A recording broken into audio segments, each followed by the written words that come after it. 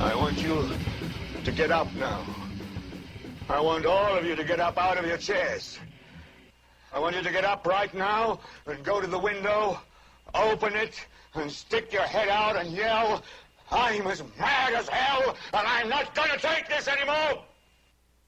Because, you know, it's just awfully good that someone with the temperament of Donald Trump is not in charge of the law in our country.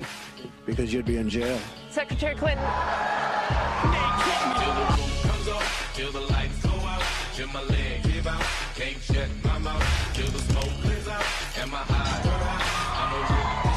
We want to remind the audience to please not talk out loud. Please do not applaud. You're just wasting time.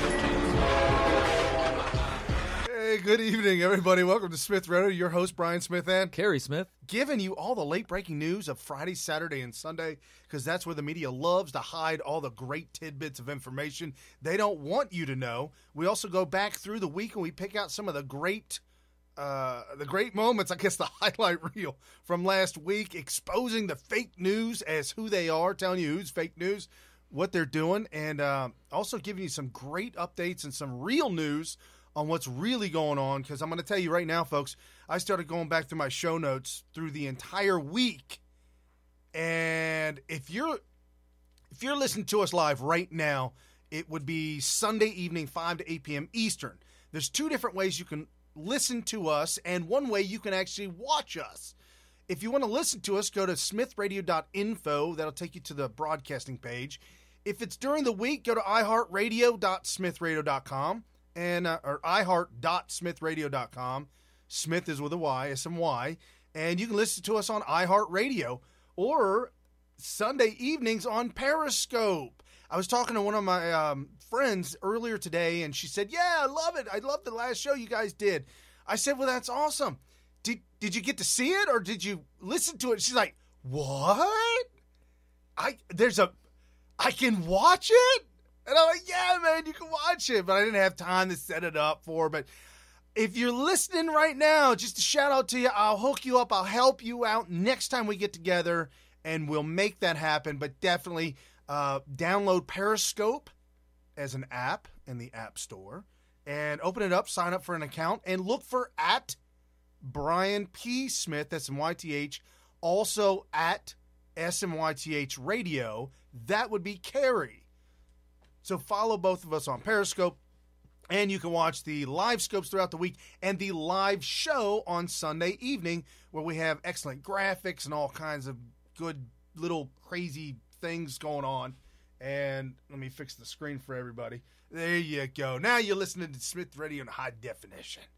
Well, sort of. I know. I guess that's a loose definition of high definition, but we'll go with it. We'll take it. So I'm sitting here. If you are watching on Periscope, you're sitting watching me getting silly with all the paraphernalia. I've got the new T-shirt. The new Smith Radio T-shirt, and I'm drinking coffee out of my Smith Radio Covfefe coffee cup. I love it. There's a lot of listeners right now that actually own that coffee cup. Maybe you should tell them how they can get one. Jump over to patreon.com/Smith Radio. $1 will get you in the Smith Radio Message Meetup group, where you can talk to us 24 hours a day, 7 days a week, and you can also check out the Covfefe Cup. That'll be there as well. Go to smithradio.com. All the buttons and everything is right there. If you get confused, just go to smithradio.com. You got everything there. Awesome sauce. Okay, so enough of that intro. Folks, thank you so much for being a part of this show and helping us make this show great. This is Military Veteran Talk Radio. Kerry was in the Marine Corps and I served in the Air Force. We have two different backgrounds, but we meet in the middle with patriotism, making America great again, America first, all that good stuff. And that's how we come off with this show. No fake news, all real news.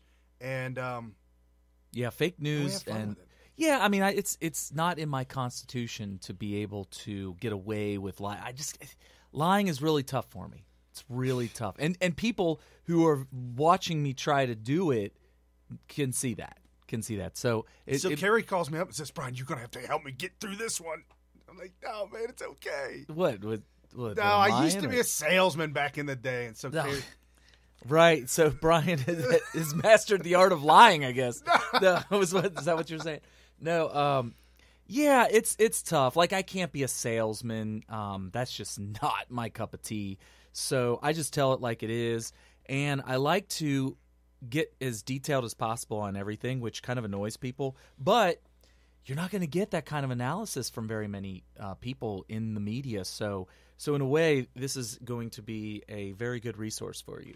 We will also tell you, especially with the upcoming elections, we will also tell you who to follow in the sense of who to follow for real news and also who to vote for. There's a lot of there's some elections coming up. 2018, I've got some sound bites from Sebastian Gorka. He's extremely confident. I'm as confident as he is, because I'm going to show you the utter meltdown from the left this entire week. It has been absolutely insane. They are beside themselves. We're going to touch on a couple of things. Trump's got some major victories you didn't hear about this week. Breaking news, major victories.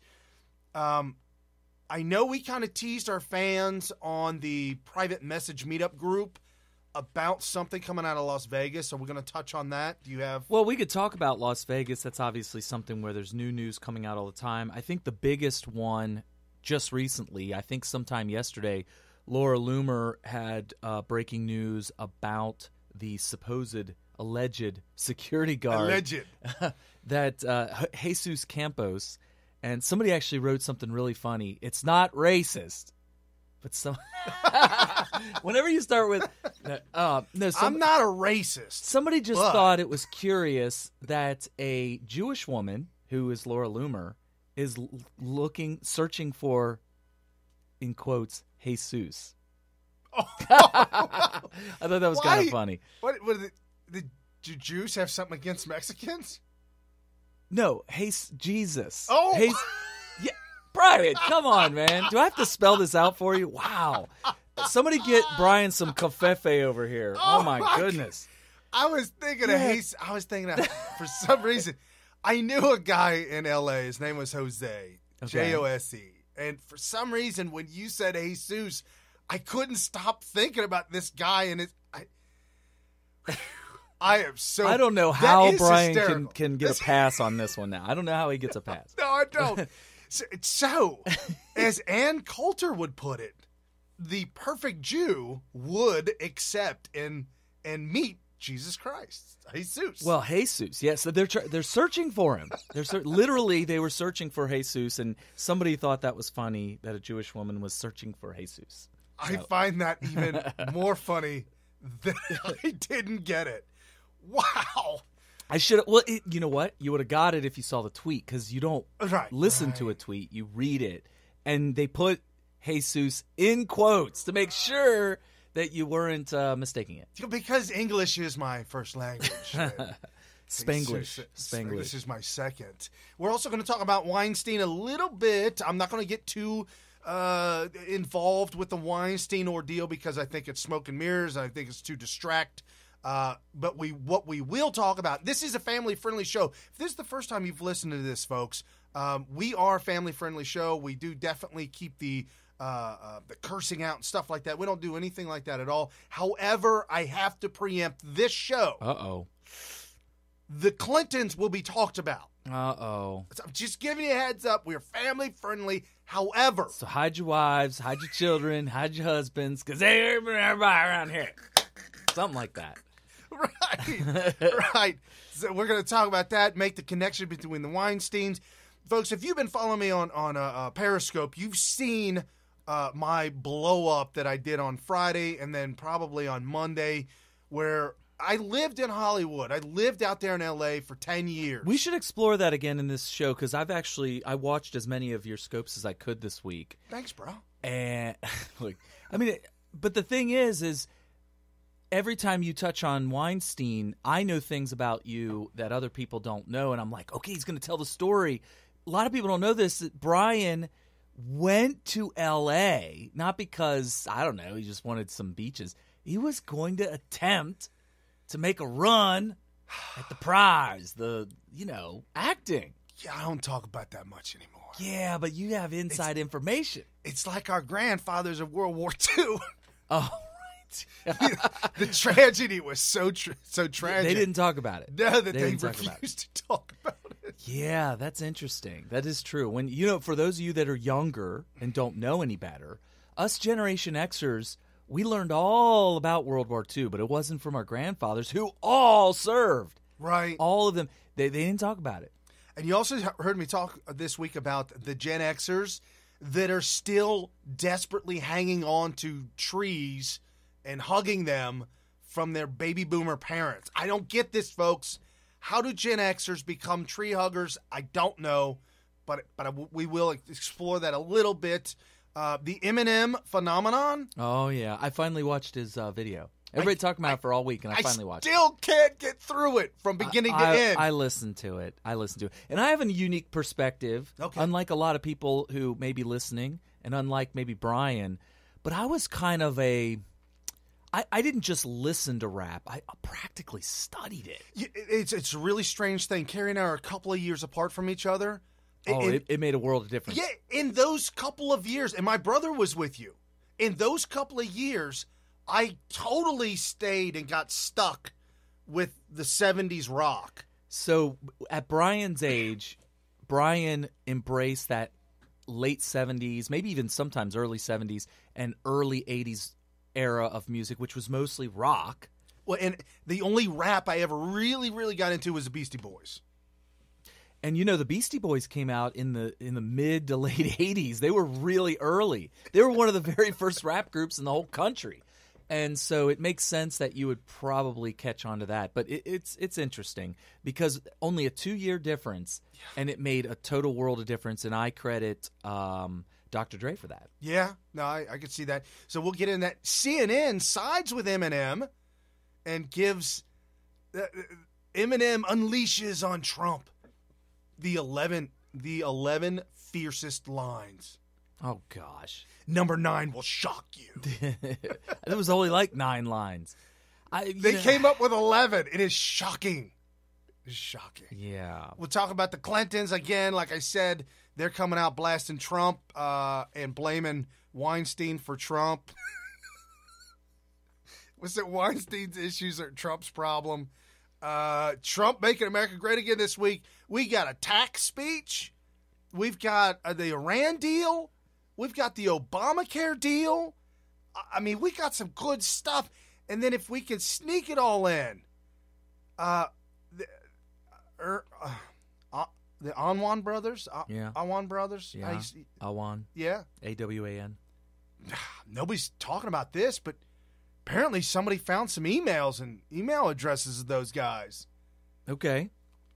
123 at mail.house.gov.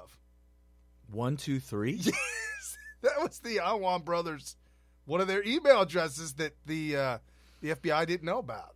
Yeah, I mean, it'd be hard. It'd be hard to figure out. You're just looking at random email addresses. You almost have to kind of reverse engineer who it might be based on the content of, the bodies of a bunch of emails, and maybe you can kind of deduce who it might be. And I'm going to tell you, I am absolutely thrilled with Donald Trump's early Sunday morning Twitter rants. It is awesome. Early Sunday morning, huh? It seems like every Sunday morning something goes down, and it's on the itinerary, I guess. Yes. So every Sunday morning when you wake up, just put notifications only for Trump. Sit there and wait. It will happen. By the way, I have him on notifications. Twitter won't give it to me. I know, me neither. Did you hear about Jack Dorsey? No, what happened to Jack? Well, Twitter is rolling out a revise or revision on their Twitter rules. Okay. And the very first person to respond to the tweets will shock you. Okay. Yeah, we'll have to get into that. That's important because it involves Donald Trump. Wow. Which is interesting. Hey, folks, I'm still on the NFL ban. I am not watching the NFL. I'm still on the NFL ban. I don't want to make any news of it. Just move on with it. However, I'm giving you a heads up. November 11th, Veterans Day. November 11th is a huge NFL protest day. November 11th. So keep that on your calendars. We'll remind you a couple times throughout the show. This week, ESPN said that the head of the NFL, whatever the knucklehead guy's name is, that he sent out an email to all the teams. You gotta stand, boys. You just got to. And within minutes, CNN released, like, I got the alert for both these accounts. Like, I got the email for both of them at the same time. CNN puts out an article, says Trump, NFL won't stand for you, and they're all gonna sit. I'm like, hold on. It's like the spin room. Like, they're just they're reporting what they want to report. It's the complete opposite. It's hysterical. So that's CNN for you. Yeah, we'll have to dissect that, because in a way, they're both kind of right. It was a really cowardly way of explaining, of staying on the fence. Right. Totally cowardly. And this is why the American public, who is patriotic, likes their football, but they're more patriotic. They put football below their country, obviously. Right. And they're not going to stand for that. They're not going to accept his cowardly answer. His muddied down, watered down answer. Obviously not. Yeah. So, folks, if you're listening to us on Periscope right now, please crush the like button, crush the share button, follow Brian P. Smith, hit the follow button, and also follow Carrie at Smith Radio, SMYTH. Share it. Thank you for the hearts. Awesome hearts. Really appreciate that, folks. So, check this out. I want to start off the show with some really, really super, super good news. Okay. Super good news. And we've got good news. This whole show is good news. This was a huge week win for America and a win for Trump, supporting Trump and supporting America First agenda. The Supreme Court. Did you hear about the Supreme Court this week? No. Did you hear anything about the travel ban this week? I didn't. I wonder why that is. Nobody did. This article out of USA Today. See, folks, I scour these articles. I got this app on my iPhone. Leave it to Brian. And I couldn't believe it. It was earlier this week. It said the Supreme Court dismisses the travel ban case. Court said the rewritten travel ban mutes the first. So the first travel ban that the Ninth Circuit and the Fourth Circuit both, slammed and said was no good. And so it went all the way to the Supreme Court. While it was going that way and up there, Trump rewrote it. So the Supreme Court said, well, he rewrote it, so this don't make never mind.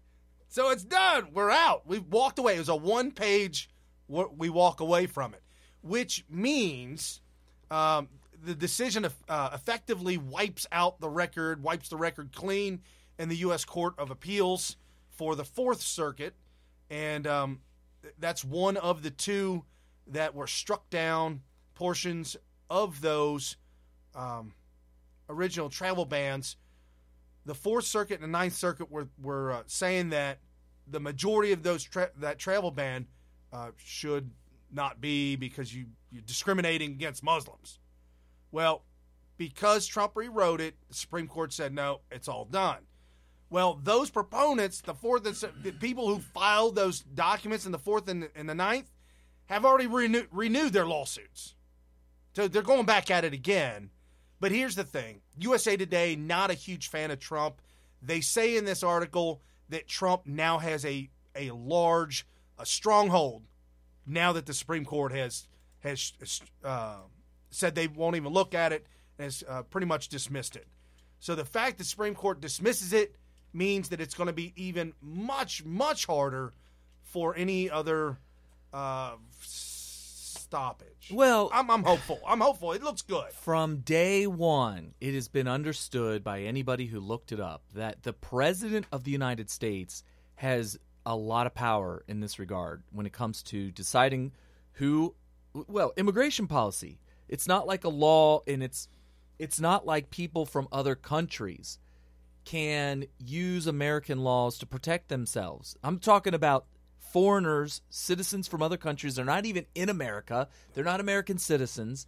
They don't necessarily get to use American laws to protect themselves from certain policies of America, especially travel to America, immigration, any of that stuff. So the President of the United States has very broad latitude there, and they tried to, and this is the MO of the left. This is what they're going to try to do to you.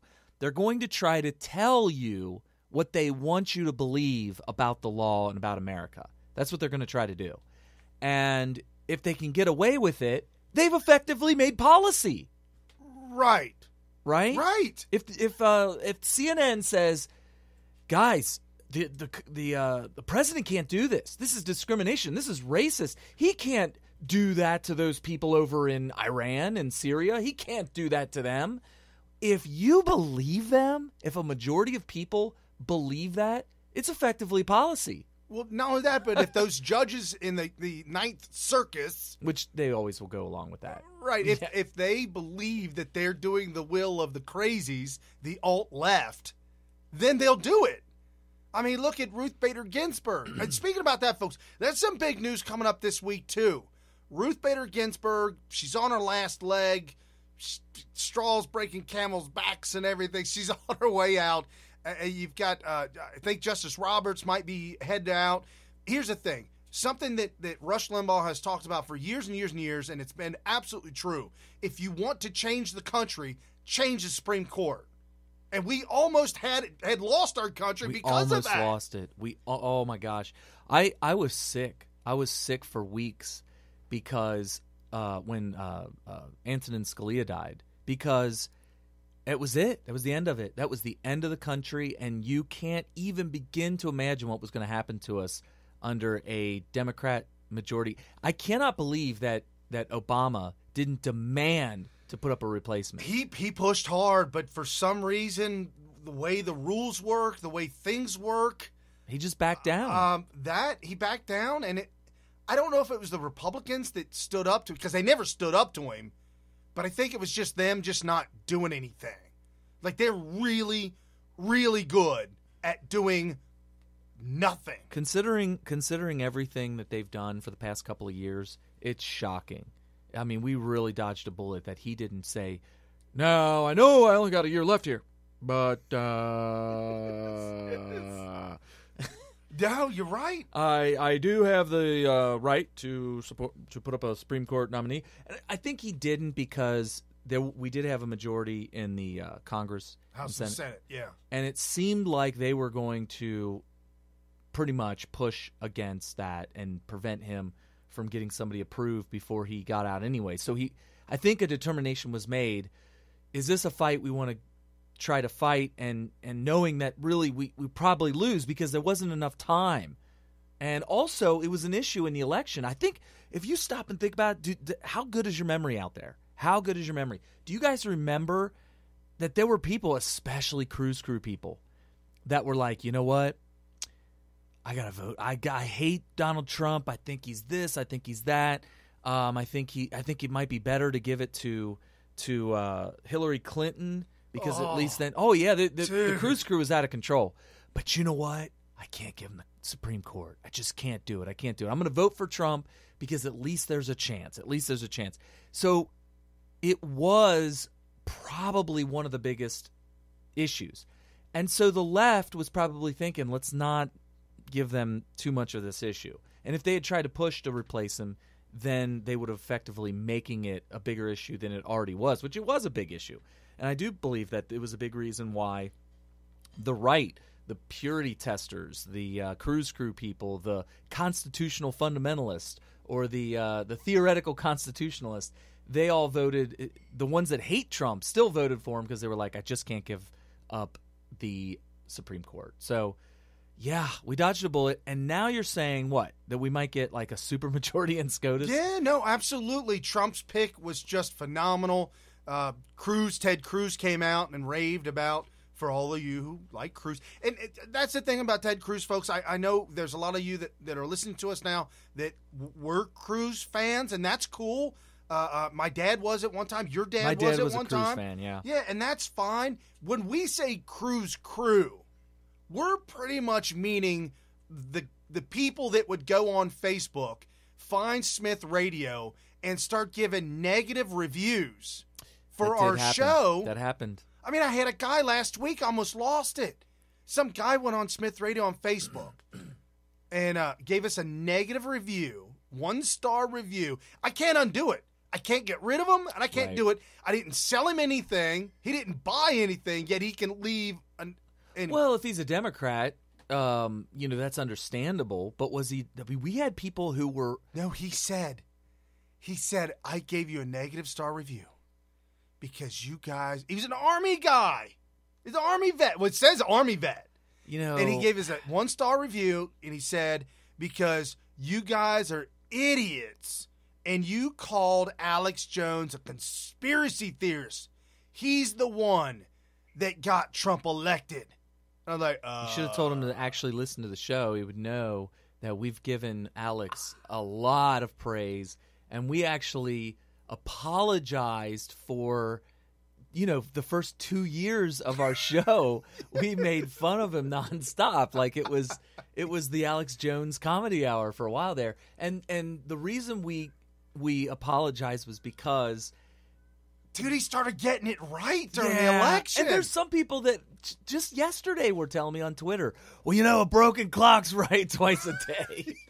And I'm like, I know, but he really did get it right about the DNC leak stuff. When DNC leaks came out, it verified a lot of what Alex Jones was saying about some of the conspiracies involving the DNC. Well, what's frustrating with Alex Jones, this is really frustrating, folks, when I watch him and he just goes,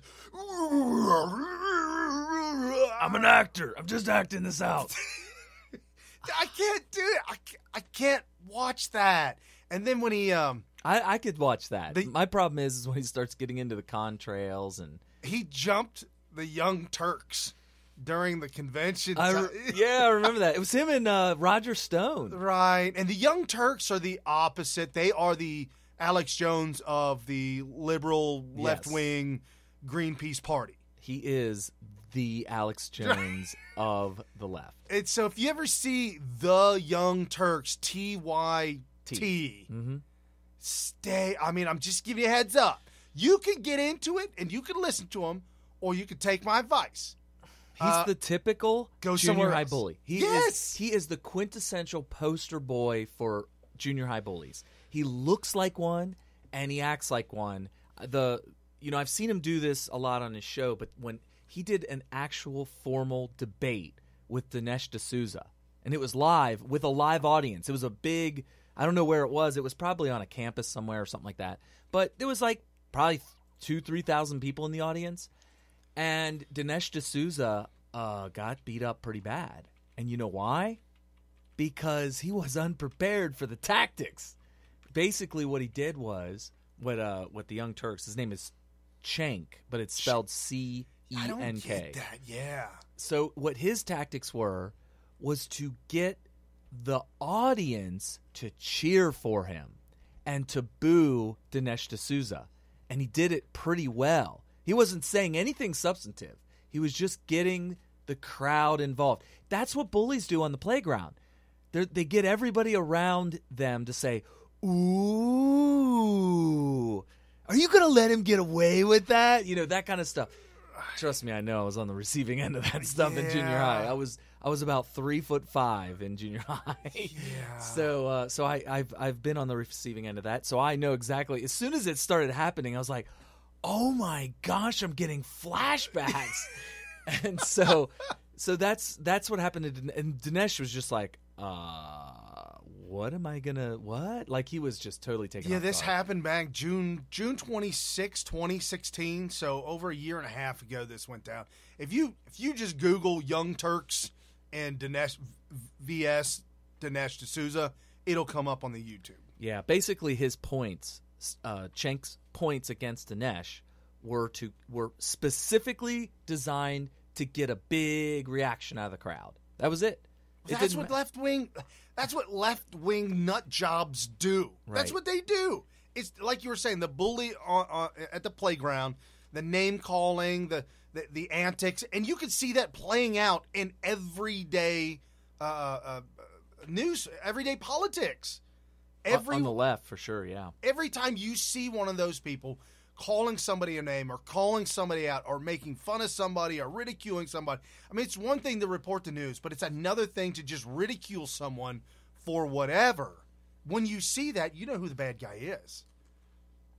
It's real easy. Dinesh. No, I'm just kidding. Just kidding. Hey, so you want to get in real quick, jump into the Eminem thing? Yeah, you're not going to play it, are you? No, I actually have a treat for you folks. I have something very good for you. It is one of the best takedowns of Eminem I have seen. Really? It's Paul Joseph Watson. Really? And you know what? I saw the video screenshot, and I was planning on clicking on it and listening to it, and I actually just forgot. Okay. So I haven't heard it. I had to do some cutting out of words. Oh, no, He really? doesn't... See, he's from Britain, and in Britain, you can drop the F-bomb left and right. The F word is not a cuss word in Britain, but bloody is. If you say bloody on the air, you could probably get arrested. Or right then and there. shag. If you say shag, like the movie with Goldmember. Yeah, that was probably banned. It was Austin Powers' movie, The Spy Who Shagged Me. Oh, yeah. Mm-hmm. In England, in Britain, they had to change the title of the movie. You can't say that. Isn't that weird? Like those kind of words, like we have shag carpet. What would they call that in Britain? What did you do on that carpet? Like, why would they call it that? How would they get away? There are children around here. So that's kind of funny. But it is true. There's certain words in Britain that, so. You just can't say. So I did some cutting and trying to clean it up because normally he doesn't drop it that much. Maybe once, every once in a while. But let me tell you. Did you cut it out? Yeah, I did. Okay, we're good then. We're good. He went on a tear. I haven't seen him go on a tear like that. He's good before. at that too. That's his MO. He's perfected the rant. Oh, absolutely. So you want to talk about you had a different perspective, or you want to play the video first? Well, since we don't have the Eminem, I'll just say I heard it for the first time about an hour before the show, so I have it fresh in my mind. Look, I mean, I remember when Eminem first came out, I had already grown out of listening to rap. So to me, it seemed like some novelty that came along. But for some much younger Gen Xers and much older millennials, so right around that era of people, Eminem was it. Greatest rapper who ever lived and all this kind of stuff. There's also some people out there who say that he's overrated because he's white, and just like a really good white basketball player tends to be overrated because, oh my gosh, it's a white guy that's good at basketball. Larry Bird? Yeah, like stuff like that. The same thing is the opposite, I guess. Or no, the same thing is true with rap, apparently, which is kind of really weird. Like, you listen to Beastie Boys. They were actually very talented. But they were accepted. Here's the thing, though.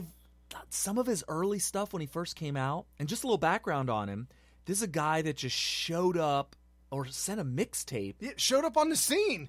To Dr. Dre's office. Yeah. Sent a mixtape, cassette probably. Oh, yeah. Probably, or maybe it could have been a DVD, or no, CD. No, it was an 8-track. No, he's not that old. Come on. It was a record. It was an LP. So he shows up and begs Dr. Dre to listen to this, and finally Dr. Dre does, and Dr. Dre's like, wow, this guy's pretty good. So Dr. Dre recognized the talent. For somebody to say that he's talentless, obviously doesn't know much about him. He's actually kind of pretty gifted. Here's the thing, though. Of all the things I've heard over the years, this rant against Trump was weird. It sounded like he was off his game. He hasn't really done anything in a long time. He was like really rusty. It was kind of like Jordan coming back to the NBA after he had retired for like 5 years. It's like he's good, but he's not the Jordan that we remember. Right. Right. So that's what he sounded like. Normally, like, he would flow really fast and all that. This sounded like he was lost. Like he would say like 2 or 3 words that had like these compounding rhymes, which is, he's known for that. And it takes a lot of talent, but it's like amateur hour compared to the old Eminem, right? Especially in the middle of his rant, he said, "No, wait, I'll stop." And then, like he did it. That was awkward. I was waiting for him to collaborate and listen. Yeah. I'm back with a new rendition. It honestly sounded like he made a bona fide mistake, and he was hoping that we could just erase it and do take two. Edit. Like Right. he was really hoping that. And so, but no, he kept going. But the point is it was really hypocritical if you listen to his lyrics from the past. He was extremely abusive to women. Well, he talked about killing his girlfriend, killing his wife. And he was really abusive in general, and he's acted like he was homicidal and suicidal and whatever. He had all these problems, and when you listen to his rant against Trump, I'm not going to steal credit for this, but I can't remember the name. There was a woman that I was watching a review of this freestyle on YouTube, and this woman had a really interesting take on it.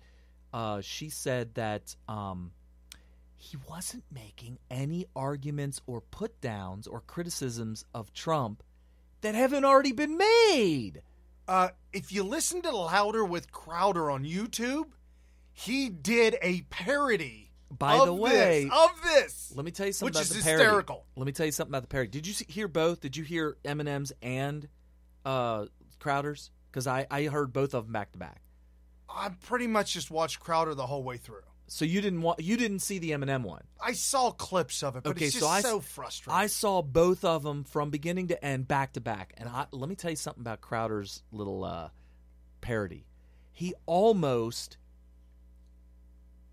stole it line from line. The parody was what he did in between lines. Right. He literally, almost word for word, said the lyrics that Eminem did. And by the way, I got to give a lot of credit to Crowder because it's not easy to do. No. He was nailing it. It was really good. Yeah. So definitely check out Crowder's parody of Eminem's because he totally. We're not going to play that, right? So I can describe that. Yeah, you can describe that all day long. Basically, what happened was if you listen to Eminem 1, he does like his 2 lines and then he'll take a pause, like he's thinking, like he's marinating in his head, like what's he going to say next, and also kind of like building up steam. The very beginning, he talks almost like he's not even rapping yet. He's just saying something, and then all of a sudden you realize it's rhyming. And you're like, oh, he's in it right now. And he builds up steam, and he gets angrier and louder as it goes. But in between these little bursts of lines, he takes these long breaks like he's collecting his thoughts. And what Crowder did in the parody was in between, he did exactly what I was thinking. So it was a great parody, which was he wasn't just collecting his thoughts. He was trying to remember what the hell he's supposed to be saying and doubting the skill. Yeah, apparently his agent or the guy behind him that had the script, the owner of BET. Okay, the owner of BET is a white guy. Oh, dude, the owner of BET is a white guy. I just got triggered. I had no idea. Yes, the owner of BET. By the way, does he have white privilege problems? I think that the criticism that a white guy is exploiting the black race with this channel is, I think it's legitimate. Sure. Legitimate criticism. Okay. So anyway, Crowder. So we should shut down BET. Oh, are you kidding me? No, I don't think we should shut it down, but if Richard Spencer wants to start a channel called White Entertainment Network, I mean, what are you going to do? Wet? W-E-T? Yeah, wet. White Entertainment Television? I guess. My point is if that happened, people would be having a cow. Oh, you triggered left and right. So anyway, Eminem does this on BET, and so Crowder has the white guy in the background who I wasn't sure. It sounded like his agent at first, but once you hear what he was saying in context, it starts to sound like, oh no, this is the owner of BET. So no, this is what you're supposed to say. No, this would be good. They'll love it. Yeah, right. So in between lines, he runs back to him and says, "Yo, man, I'm not digging it, man. I'm not digging. I don't think this is right. I'm just not feeling it, man. I'm not feeling it."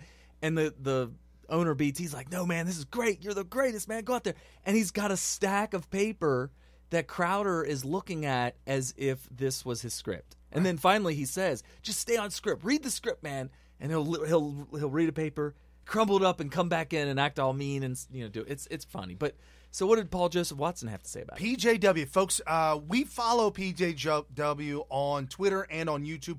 If you don't, you've got to put him on notifications. He usually comes out with a video every couple of days, sometimes once a day, every couple of days. It takes a lot of work. I could have done something similar where I could have taken video clips and did a montage for you, but I'm telling you, in order for us to put on this show, it takes an enormous amount of effort. And for just being Carrie and myself, we don't have a team or a crew editing video. If you look at... we just don't. If you look at PJW's first clips where he really was by himself, it was similar to what you're seeing right now. Okay, cool. It's just a camera, and he would rant. Oh, okay, perfect. So I got to give credit where credit's due. Paul Joseph Watson does a phenomenal job. He's out there and he's doing it. So here's his clip that he did of his take.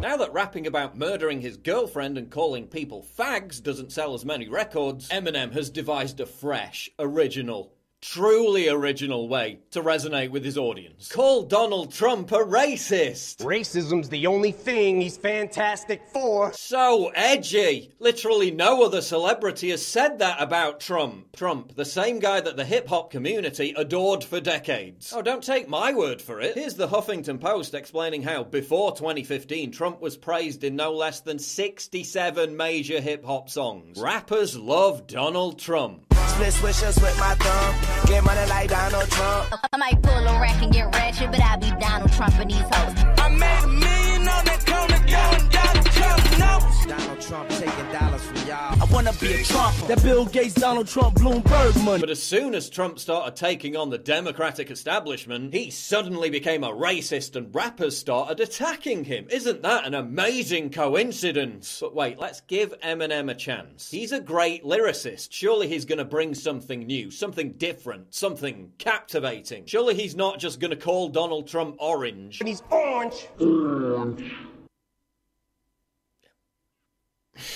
This racist 94-year-old grandpa. Yeah, maybe you should check into Trump's racist past, Marshall, because he probably hung around with even more black people than you did. The Clintons destroyed black families. Super predators. While Trump at least has a plan to rebuild the inner cities, including your hometown of Detroit. No, but Trump's the racist. But we better give Obama props, because what we got in office now's a kamikaze that'll probably cause a nuclear holocaust. No, Marshall, the person who wanted a nuclear holocaust was Hillary Clinton. I want the Iranians to know that if I'm the president, we will attack Iran. You know, the person you cussed out 18 years ago when you were actually relevant. You know, the 90s when you were somewhat counterculture. Unlike now when you couldn't have your tongue more firmly jammed up the ass of the establishment. Oh, I'm sorry, Eminem's leading the resistance. That's why every corporate media outlet is creaming their pants over his tantrum. What exactly are you resisting? The Democratic establishment hates Trump. The Republican establishment hates Trump. The media hates Trump.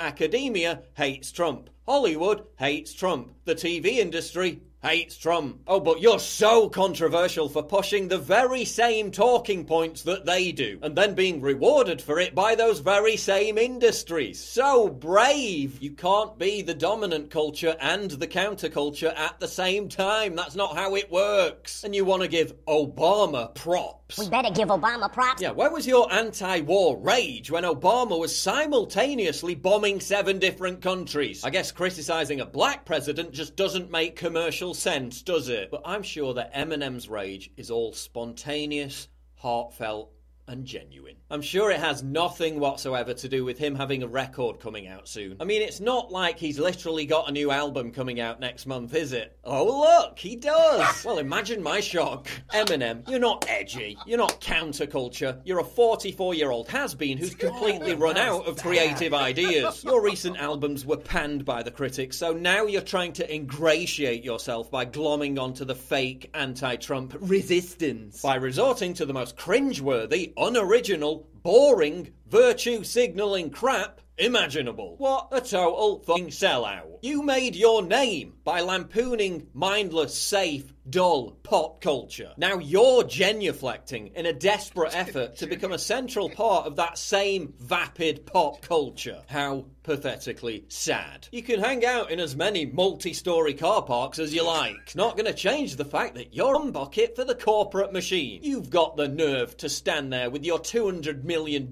net worth and claim to be some kind of voice of the people, while putting on a fake southern accent to smear millions of ordinary Americans. He's gonna get rid of all immigrants who voted for Trump because 8 years of Obama's economic hate crimes left them dead broke. He's gonna get rid of all immigrants. Fuck you, you little prick. That's an awfully hot coffee pot. Should I drop it on Donald Trump? Probably not. That's an awfully hot coffee pot. Should I drop it on Donald Trump? Probably not. The fuck is that? That's just objectively terrible. That's bad. I mean, go back to being a drug addict if it helps. He started Do with that something, too. Eminem, because this is just painful. When your lyrics sound like they were written by Keith Olbermann, it's probably time to retire. Scum!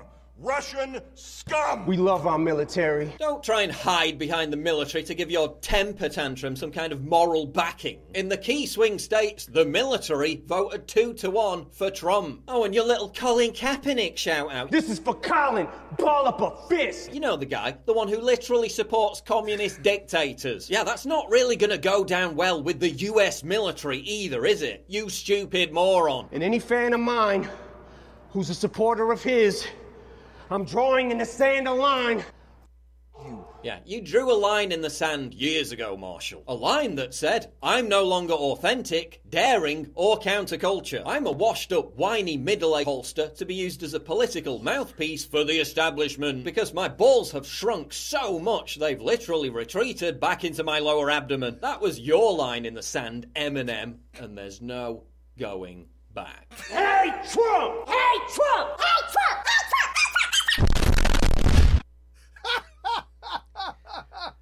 Oh my goodness. Oh my goodness. I could watch that time and time again. That was a better one. Like, if I watch almost every single one of his videos. Yeah.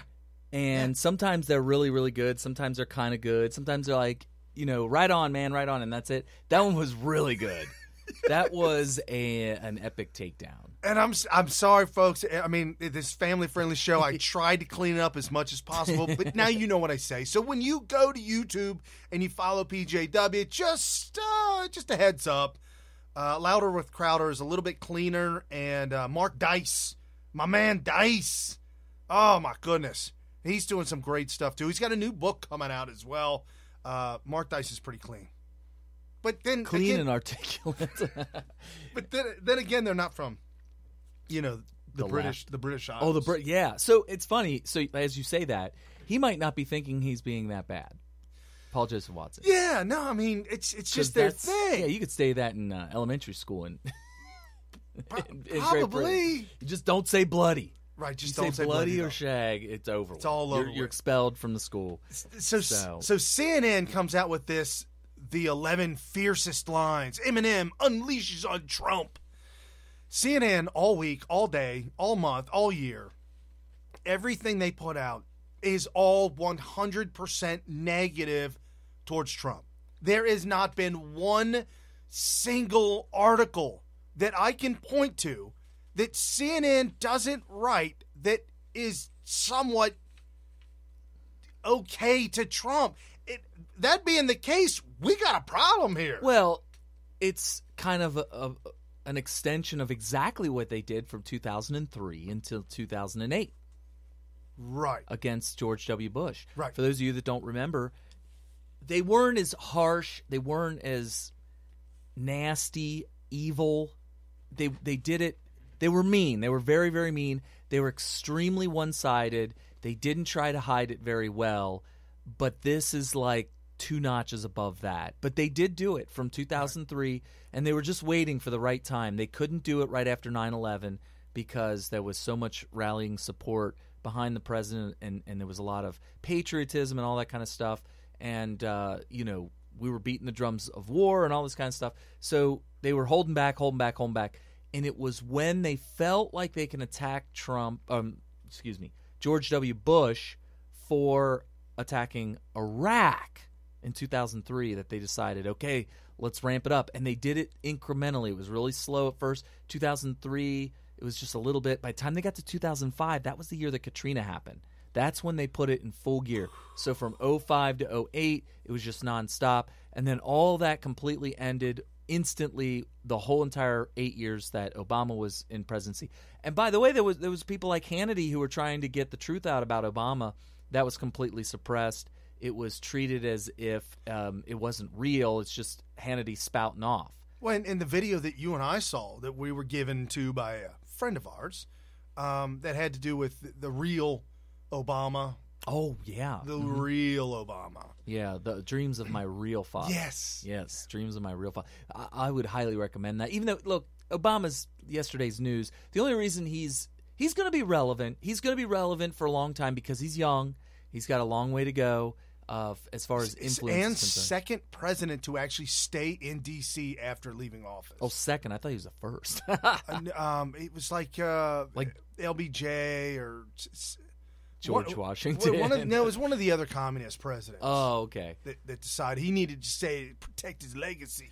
I mean, Mount Vernon isn't. I mean, it's in Virginia, but isn't that considered practically D.C.? No. Because that's where George Washington. No, you're allowed to have a gun in Mount Vernon. D.C. you're not. Oh yeah, there's a big difference there. They don't adhere to the Constitution in D.C. Folks, I'm not lying. No, that's absolutely true. Washington D.C. literally does not adhere to the Constitution at all. One of the mayors overturned the rule, the law, the whatever they had that said you couldn't have a gun in D.C. Overturned that when he was held at gunpoint and robbed. Just like, you know what? Maybe we should let good people have guns now. Jeez, because all the bad ones have them. So, anyways, real quick, here's the rundown. This is the Eminem unleashes on Trump. CNN, the 11 fiercest lines. Line number 1: kamikaze that will probably cause a nuclear holocaust. Yeah, that was dumb. Trump, when it comes to giving a stink, you're stingy as I am. Okay, that's really goofy. Racism, the only thing he's fantastic for, because that now he gets his rock off. He's orange. He is not known for his racism, or even that he's fantastic about it. We've met Katrina Pearson. Yes! I met Diamond and Silk. Yes. There's all these outspoken black conservatives. I didn't even know if they were conservative before Trump came along. Omarosa. Right? Omarosa, absolutely. Well, she was one of the original Apprentice people, right? Contestants. And you talked with her for a little bit at the she had a great story to tell about how she felt that she got accepted to The Apprentice. She basically did not cower down in front of Trump. She basically got in his face, and he was impressed with her spunk and said, the story goes that he was impressed with her moxie. Yeah, so right. So she leaves the room, and he goes, "Can we get make sure she gets to the next interview?" And then at some point, he was like, "I got to find a way to get her on this show," and it was because she came at him. She thought she blew it because he said something that was a little bit insulting, and she blew up on him. And he took it and was like, we need a camera in front of this woman. And it wasn't about whether she was black or white or nothing like that. And just like all the other employees that work for him that are not white, he's kind of like this king of the meritocracy type person. Like, he wants to make sure that people that get noticed or can do a job well or has success in whatever field they're going after, that he wants them. He wants them working for him. And it doesn't matter. He's like colorblind for the most part. And we've seen that over and over and over again throughout all the years. Never, of all the crazy things that people have attacked Trump with, up until he ran for president, racism was never one of them. No. We all know that he hung out with Don King, hung out with Jesse Jackson, hung out with All of them. He was always hanging out with him. He was one of the crew. He's one of the boys. Floyd Mayweather actually defended him recently. There was a big attack storm against him, and Floyd Mayweather had just finished up his most recent fight, and he was being interviewed on some show, and he actually defended Trump on the show. Mike Tyson defended him when they asked him if he was a racist, because Mike Tyson knows him personally because of his fight in Atlantic City against Michael Spinks. Right. And what happened there was they were looking for a venue, and at one point Trump was like, let's have it in Atlantic City. And Trump went out of his way to have it there. And in the meantime, there was a lot of actual interaction between him, Don King, and many other people. And so they got to kind of know him personally. And when asked, Mike Tyson was like, no. Mike Tyson was not like, racist. No, he's not a racist. He's not racist. There you go. He's not racist. I'm going to tell you right now. You should have, because you got that ability to do his voice, you should have just. A little bit. I got. No, that was almost Michael Jackson there. Oh. What year? He's always sounded like black, that. white, No. It doesn't matter what year it was. He always sounded like that. All right. Let me He run. never went through puberty. No. Let me run through this real quick. This is Eminem's 11 fiercest lines from CNN. Because he cannot withstand the fact we're not afraid of Trump. Okay, that's just dumb. I don't think anybody cares that they're like, you know what?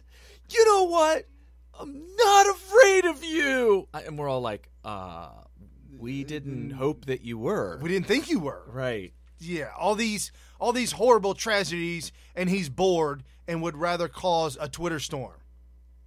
Bored? I don't see Trump being bored with. And that was another thing this week.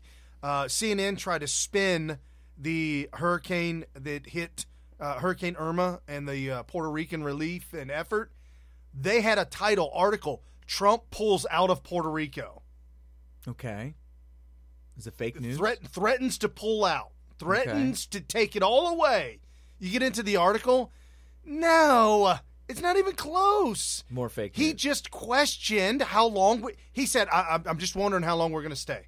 We really need to look at that question. I mean, that's the truth. Right. How long? You got to have a timeline. It can't be indefinite. And that goes along with the thing that the left have been doing to Trump pretty much from day one, which is criticize him for what they think he might do, not what he actually does. It's that projection he's thing. In Puerto Rico, it means he's pulling out. He's pulling out. Wait, is he? He is?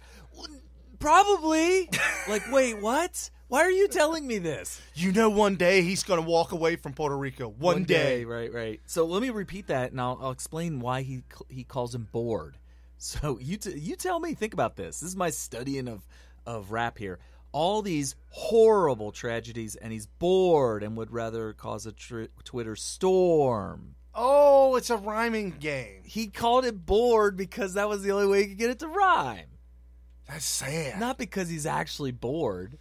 Oh, such a simpleton. So sad. Okay, so he goes on. Who's going to pay for his extravagant trips? He will. The guy has $10 million. I got this crazy millennial that I know. Not millennial. Look, the Gen Xer. The Gen Xer came at me.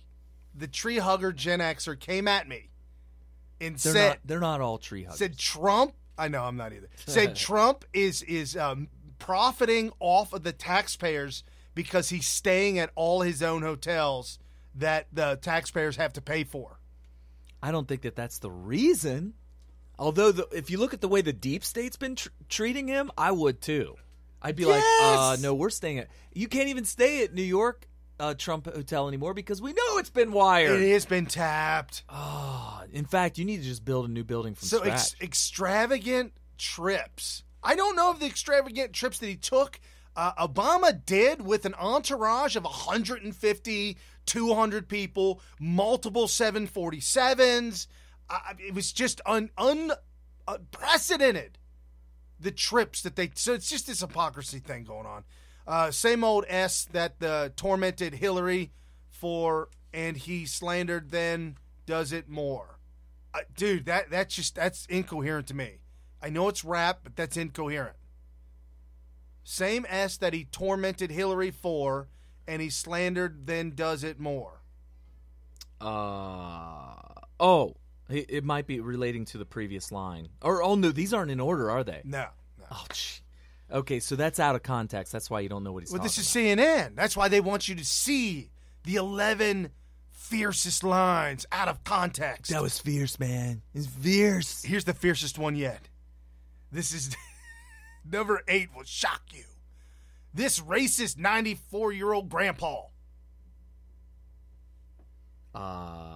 Okay, he's not 94. No, that's what I was thinking. Does he have a dad?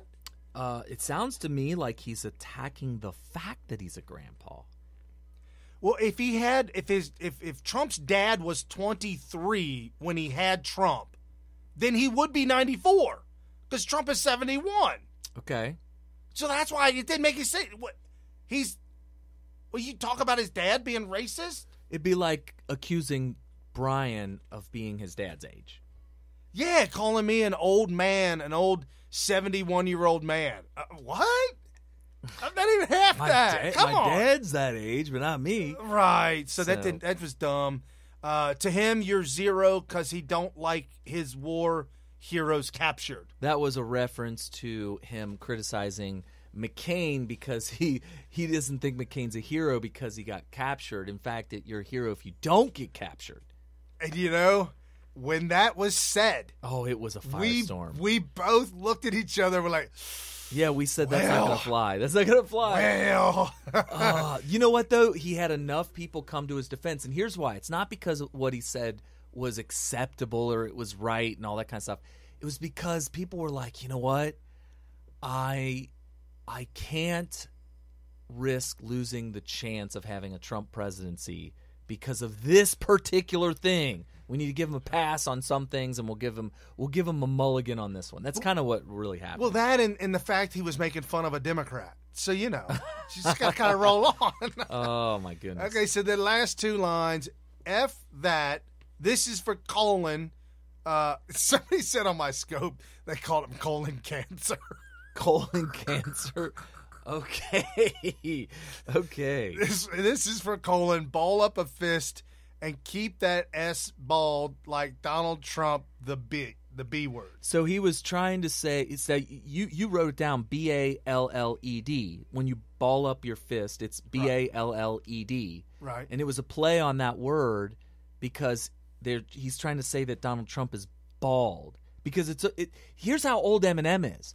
For decades, we all thought he was wearing a wig. For decades, we all believe that. Because it was almost like it was painted on. No, it looks like it was combed from the back all the way up and then wrapped around. Right. That's what it looks like.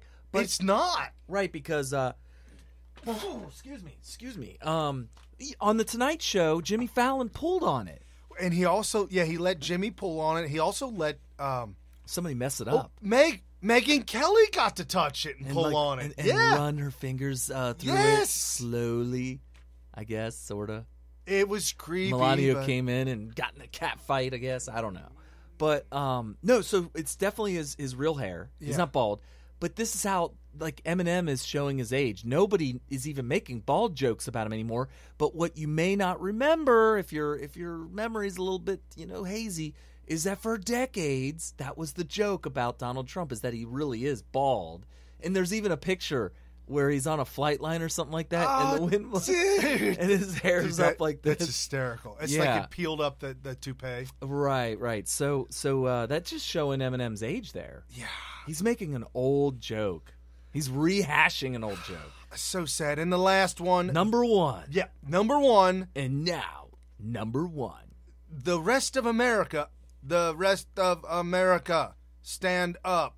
We love our military and we love our country, but we hate Trump.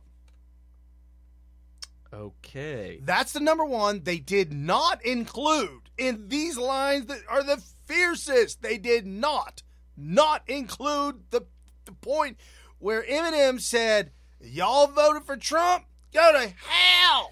I never realized this until I'm actually reading it on paper. I heard it twice on the audio. Yeah. But now that I'm reading it, I'm noticing something I didn't notice before. He said, the rest of America stand up. In context, he's talking about Colin Kaepernick taking a knee. So he's saying, look, I know you guys are taking your knee, and that's fine, but the rest of you guys stand up. Isn't that weird? Like, there's something weird about the way he worded that. The rest of you stand up. We love our military. That's where Paul Joseph Watson rightly said, don't hide behind the military for your terrible, terrible rant here. And that's what he did. He tried to hide behind the military for this terrible rant. And we love our country, but we effing hate Trump. No, you don't love the country. Do we need to start dragging out examples of how treasonous you people are? You leftists are completely treasonous. Don't start telling me about how you effing love our country. You're not showing it. Actions speak louder than words, and your actions show us that you really, really don't love America. They're telling us over and over again that we're founded on the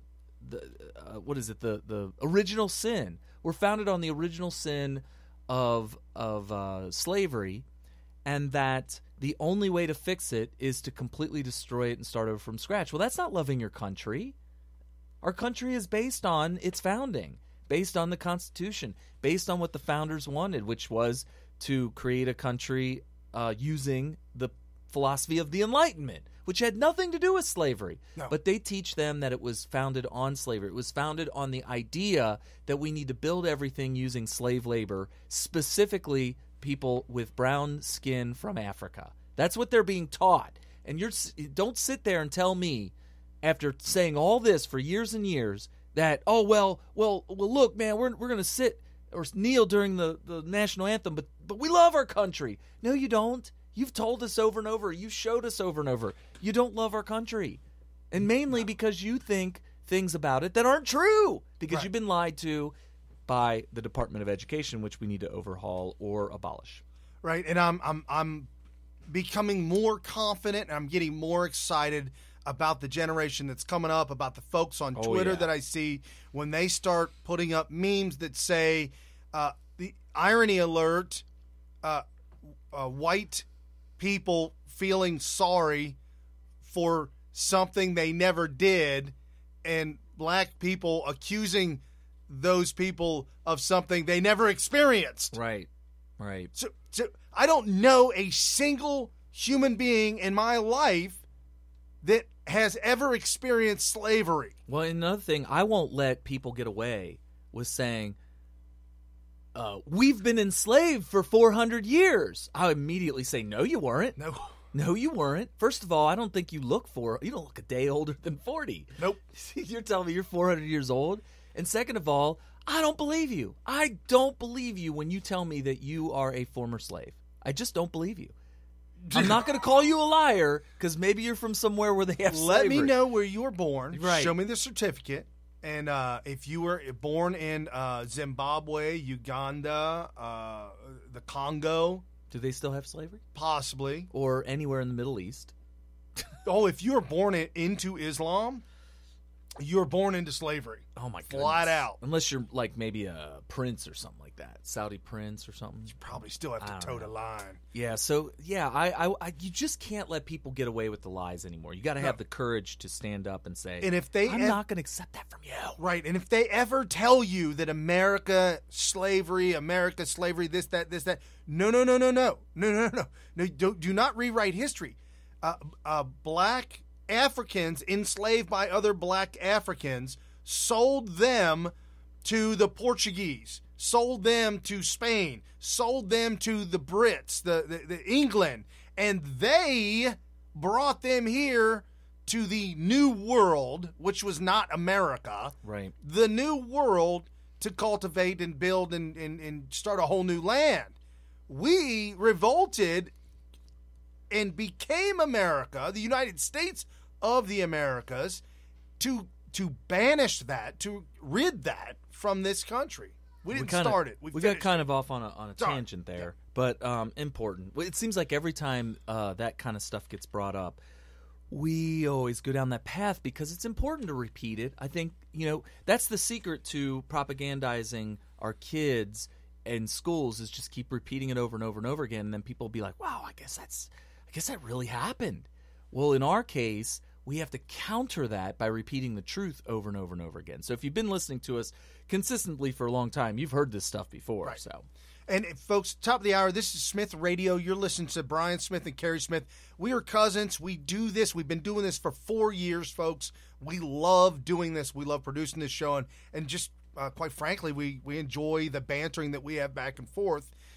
This is Military Veteran Talk Radio, Smith Radio. If you want to show your support for the show, please jump over to patreon.com/Smith Radio. Check it out. You get a Covfefe coffee cup from Smith Radio. And my wife designed the new Smith Radio t-shirt. Jump over to either go to smithradio.com and hit the button that says t-shirt, or if you want, go to teespring.com/radiosmith. Don't ask me why. That's just what it is. T-Radio? Wait, what? No, Teespring. Teespring.com/radiosmith. Or just go to the website, or just Google Smith Radio t-shirt. I'm sure it'll come up somewhere. Yes, certainly. So right now, folks, if you're on the scope, please share this on Twitter, share this on Facebook. I've done it myself. I've shared it on Facebook as well. Yeah, and don't be afraid to share more than once, because what happens is new people pop onto Twitter, and they might not have saw your first share. And if you share several times during the show, you'll probably pick up some followers that follow you who weren't on Twitter at the time. Correct. So, and I find don't think that you're bugging them. We've been doing this for years. You're not bugging anybody on Twitter. I said that to Carrie when I first got on Twitter. I'm like, dude, I feel like I'm bugging people, like I'm blasting it. No. And your response was, no, on Twitter, you begin in a room by yourself and you start screaming as loud as you can. Oh, the early days of Twitter and is you don't frustrating. Stop. There's a lot of people that get on Twitter and say, I just don't get this. And then they go away and they never come back. Or if they do come back, it's very limited. Right. But now that we have like over 14,000 followers, what happens is we get thousands and thousands of tweets that come onto our what do they call that? Our page or whatever. Right. And so I only see like a tiny, tiny fraction of those.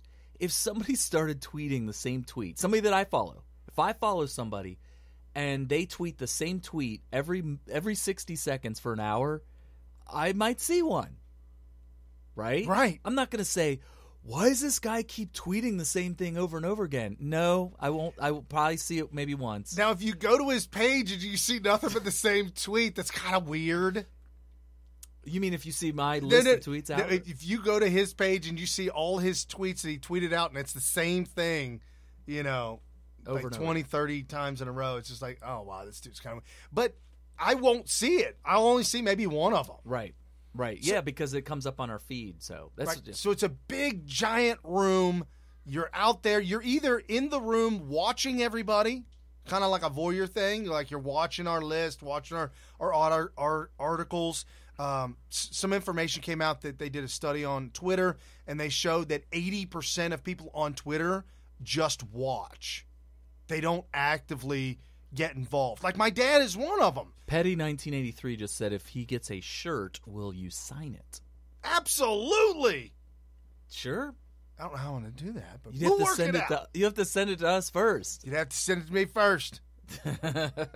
We'll work that out somehow. Yeah, just DM me or something. And so my dad, he's one of those folks. He's got put the Twitter on his phone, and he gets the notifications when we do things. And so he looks at it, but he'll never tweet, and that's fine. It's no big deal. But anyhow, just stay on it, stay plugged in, and you'll get a lot of information from us. I post a lot of relevant articles throughout the entire week, as well as scopes, and carry on cutting-edge information, tweeting out, and scopes as well. So anyhow, do you want to touch on the Hollywood the scum, the cesspool? Weinstein. I do, because there was a Twitter moment that came out that I there's a lot of philosophy that goes behind it, and we both have our own take. You were there personally. You did casting calls. Whoa. What do you mean by that? Well, you would find out that there's what they call a casting call, right, where they're looking for actors to come in and audition. Right. And when you show up and there's a couch, well, that's to rest your legs and while you wait. Right. So you have that experience. Brian's right in the middle of drinking coffee. It's sprayed all over the wall now. But me personally, I'm kind of like, there's this is very nuanced because you have a relationship between men in general and women in general, right? Right. And sometimes men and men, like in the case of Terry, what's his name? From poor Terry. Yeah, he got package checked. He got checked for sure. He got packaged. I got some things to say about. If you guys saw my scope, you'll know. But for those of you who haven't seen it, we're gonna get into the Hollyweird. Yeah, so I guess start talking about what you think about Harvey Weinstein, and I will look up the moment real quick so we can talk about it, which I think is really key because of some of the things that have been written about it. Harvey Weinstein is just the same old, same old. He's part of the Hollywood elite. He is, for the most part, what the entire industry is all about. The entire industry is just that. Ooh, man, we get a buzz feedback. Is that better? Yeah, a little bit better. Okay. When I was there... maybe I should turn that down. Probably should turn that down. When I was there, it was unbelievable. The power trip, trips that some of these folks were on, that they knew that they... See, when you go to a casting call, when you go out there in Hollywood, you're not being paid. You're trying to attempt to get a job. You're attempting to get involved somehow, some way to get paid. And let me tell you, there are a dime a dozen. There's literally tens of thousands of people who go out there every year thinking that I'm the next Brad Pitt. And I'm going to go to the right down the street on Hollywood Boulevard is a chicken place. And Brad Pitt used to wear the chicken suit on the street corner to get people to come into the chicken place. I'm telling you, it is not what you think it is. Behind closed doors, everything from the Tom Cruise with the private planes and the 19 young strapping lads that get on the plane for a weekend trip with Tom Cruise. Yeah, that really happens. The John Travolta weekend trips with the guys and the private resorts. Yes, that happens. Well, Brian, what happens when that goes down? Let me tell you what happens when that goes down. Their entire identity out there is sex. Everything. I can't believe that okay, so you must agree. If you go into a restaurant, like a cocktail lounge, there are no bars out there. It's bars and beer. That's so Midwestern, and you're disgusting. Don't even ask for a beer. You're such a hill jack. Right. You go into a bar, cocktail lounge, and the guy that serves you ain't got no shirt on. It's like a Chippendale. Yes, I swear to you. Oh, my God. He brings food to your table with no shirt on and maybe a Speedo. Is this on the beach? No, it's in Hollywood. Does he have a bow tie? He could very possibly have a choker. Oh, my God. He could have a choker on. Oh, that's a choker so chain, maybe even not to get too graphic. It is the strangest, most weirdest place you'll ever go. I keep wanting to think that it's Hollywood Boulevard where the Chinese theater is. If the Chinese theater is on, I get Sunset and Hollywood mixed up because they parallel each other. Okay. But anyways, where the Chinese theater is, Hollywood Boulevard, go there any night of the week and just stand there in front of the theater and wait for it to get dark. As soon as the sun goes down, the lights come up, the freaks come out. Yeah. It is Halloween every night. So we went out west when we were, the movie National Lampoon's Vacation. Right. We did that when I was a kid. Right. And there was no Wally World, but we did go to like SeaWorld and all that kind of stuff. But we get to L.A. and we're like, oh, to see Hollywood. It's glitzy and famous. Hollywood's got to be great. I didn't know what Hollywood really looked like. So we get to this broken down motel looking thing and we stay there. And my dad and Jason decide to go exploring. Now, keep in mind, Jason's like 11. Wow. He was like 11 at the time. And they go out, and I'm just kind of sitting around in the hotel room, and they come back, and the stories they told, just unbelievable. And some of the stories are coming out now. You're hearing some of the rappers. I'm not sure if it was 50 Cent, whatever. One of the rappers came out and actually started talking about this, talking about the gay mafia. Let me tell you something about the gay culture in Hollywood, all the way down to Long Beach, California as well. Long Beach, huge city that was very destroyed and run down. A lot of drugs. When you hear about LBC and you hear about Snoop Dogg rapping about LBC and Compton, that's where the drugs were. The deal's gone bad. The gay mafia took over the city of Long Beach Harbor, where the port of L.A. is. So that's the harbor, the big harbor. They took over the entire city. Regentrified the city, took it over, made it a completely cops shutting down all that stuff, cleaned it all up, made it beautiful. It is now called Rainbow Harbor. And literally, if you are a straight man and you go into a club or a nightclub, or you go in to have a nightcap, or you're at a restaurant and they identify you as a straight man, you better be careful. You will get more hate on you for being straight than you in your entire life. It's the most dumbfounding thing I've ever witnessed and been a part of. One guy came at me screaming and ranting and raving in a drunken stupor, just cussing up a storm, and he was angry at the fact that I was a straight guy. Like, what are we talking about, man? He was angry. Yes, so mad. Like, you shouldn't be straight. Well, not only that, but he started going on a rant about women and what a woman is, the stuff that makes up a woman, and how could I possibly? This is the most disgusting thing ever, and you're despicable. I'm like, dude, you need to get a grip. Out of all the people that should be hating on someone's gender, it should be you, not me. I'm not saying anything. You do what you want. But to wear that on your sleeve, and they do. They wear that on their sleeve, proud and loud. I do this in my home, and I want you to know about it. So Harvey Weinstein is like this most powerful person in Hollywood.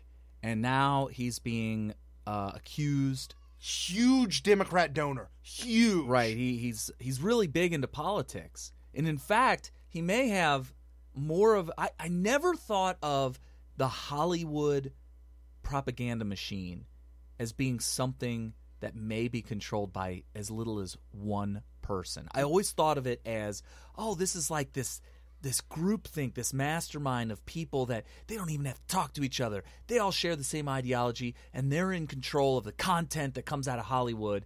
And it always ends up being propaganda that teaches young people to embrace and accept leftist culture. And that's just the way it is, and it's very little we could do. Could it be the gay mafia? Well, I'm saying, could Harvey Weinstein be the sole tip of the pyramid that is causing this propaganda? Possibly. No. No? No. No, you think there's others? No. Okay. Oh, yeah. I mean, they're making him sound like this most powerful person in the world. Well, Disney, I guess he was on the board of Disney and throughout his entire career in Hollywood, they all knew. Everybody knew. You know Right. that if you want to... Why do you think the whole joke is that... Like, when you said Brian was on the casting couch, Vanessa, it's okay. Sister, it's all right. I was not there. Yeah. Them okay. was jokes. Just to be clear, Brian was I don't know if I should say some of the things that I know. I don't know if you should either. I Well, don't know. It sounded Give to me me the head up. All right, this is my interpretation of Brian's explanation of his career in Hollywood. Short-lived. It sounded to me, and you could verify this or not, it sounded to me like your reaction to the casting couch might be why you're not a big Hollywood star today. Oh, no, absolutely. No. I mean, it was never in a situation where it was that type of physical thing, but they groom you.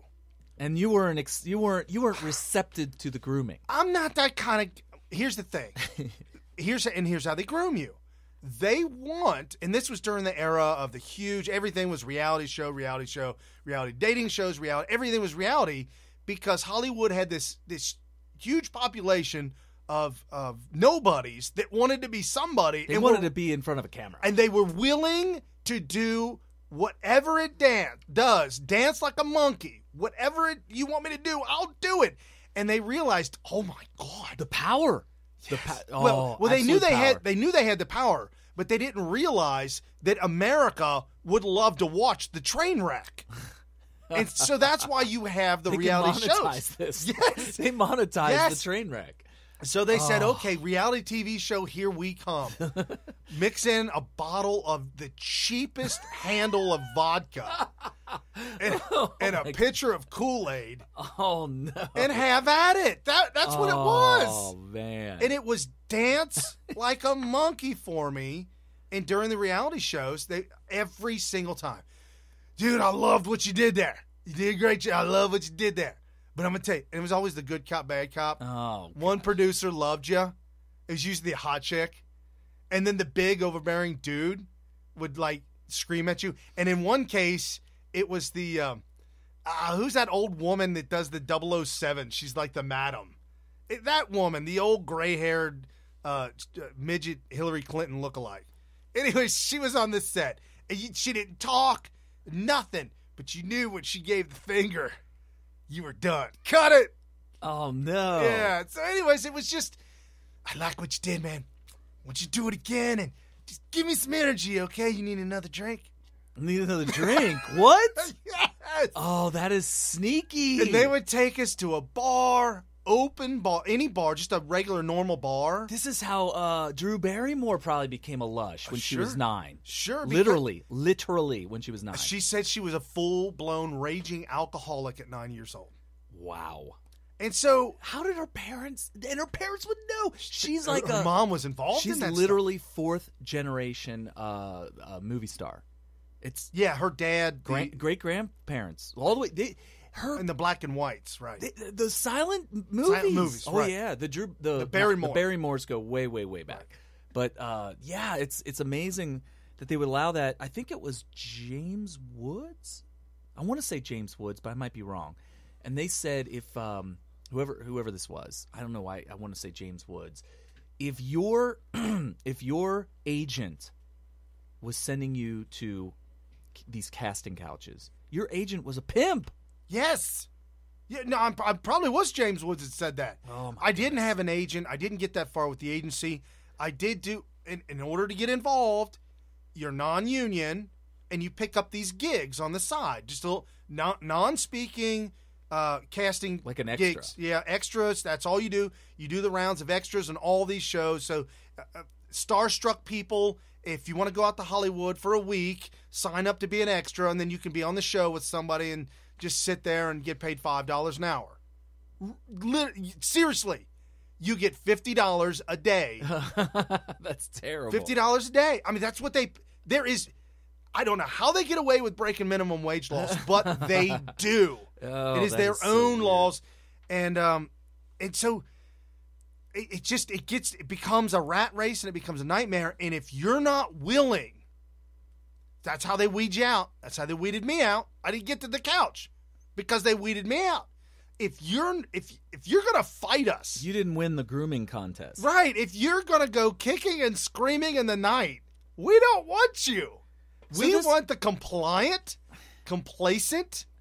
Why do you think they're destroying? So you're describing a culture. This is not like, this isn't a guy named Harvey Weinstein that's a bad actor. That he's not. This is a big burly man behaving badly, being crude and being a sexist and treating people poorly.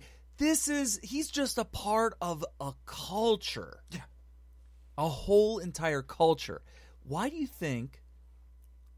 Because it's clear to me this is what's happening. If you accept this as a culture, you got to know they are taking this whole thing and blowing it up. They're blowing up the culture, just saying, we're just going to blow it up. That's what's happening right now. Everybody's coming forward. They're saying, or are they going to make him the sacrificial lamb? Well, Weinstein, in my personal opinion, Weinstein will be the sacrificial lamb. All the accusers coming out, they're spinning it. It is on Harvey, not anybody else. It's just Harvey. It's on Harvey, not anybody else. So don't think that this is our culture. And that's what they're trying to push back on. Okay, well, definitely. Then can we talk about did I lose the moment? I think I lost the here, moment. check this out. Woody Allen, here it is. Woody Allen. Oh! So Woody Allen is very good friends with Harvey Weinstein. Of course he is. Why would he not? He credited Harvey Weinstein for resurrecting his career after raping his 13-year-old stepdaughter. Which, I mean, that's the which way he it then is. took away. I thought he married her. He never married her, but took her away and they adopted her from Asia, him and his wife. And then apparently he felt like that he raised that, so at 13 he could have it, and never went to prison for it. She had his children. But his career did suffer temporarily until Harvey Weinstein came along and saved his career. Harvey did that for him. Like, look, man, we have the same interests, man. I'm gonna help you out. We got to keep this culture going. That's what it sounds like to me. But anyway, there's a Twitter moment. I'll go ahead and run through this real quick because I find it interesting, the language. Woody Allen hopes Weinstein's scandal doesn't spark, quote, witch hunt, which is interesting because that kind of makes it sound like he feels like he's next. Well, his projection, man. Come on. So the controversial Hollywood director chose to comment on the sexual assault allegations against Harvey Weinstein by saying it's tragic for the poor women that were involved. Sad for Harvey that his life is so messed up. And the BBC World News came out with an article that basically says that it's sad for Weinstein. Allen said that he hoped the revelations,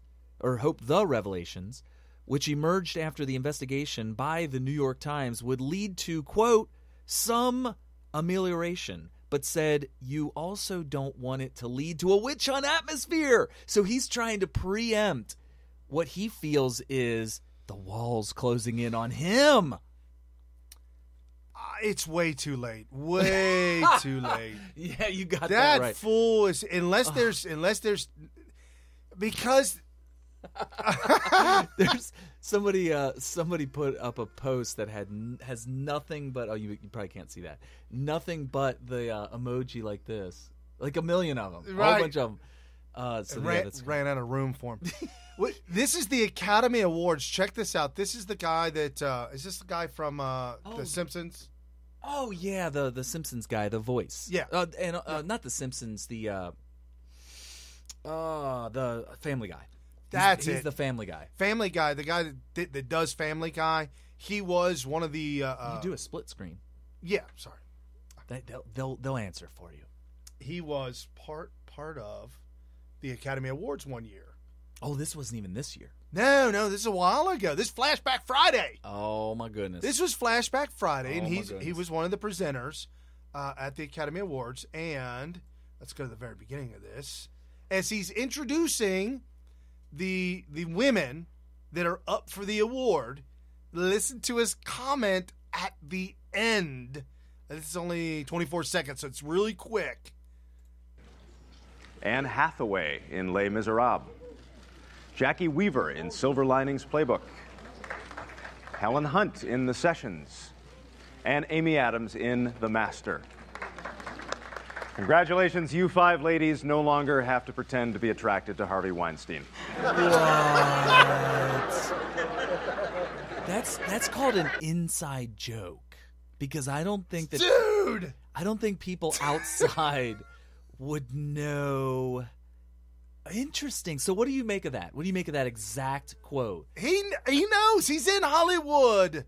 They all know. But he said you don't have to pretend to be.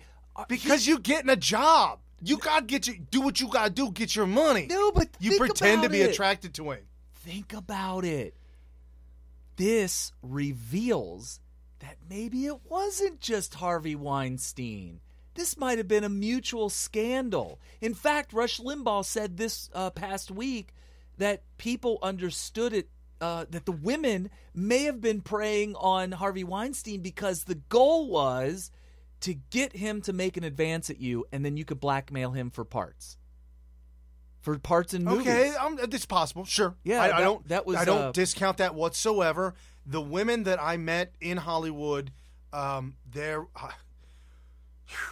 If you want to make it big in Hollywood, and when everybody's like, oh, you sell your soul. No, it's not that you sell your soul to anyone. You just rent it out.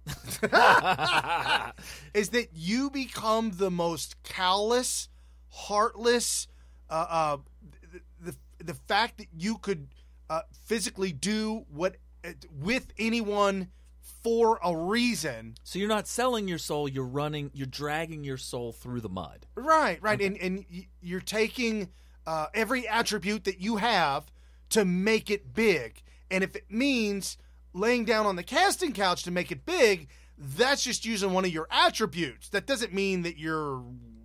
And this is this is what they say to themselves. Oh, dude, they're the craziest people I've ever met. And they just ignore it, and as somebody calls them out on it, which nobody would.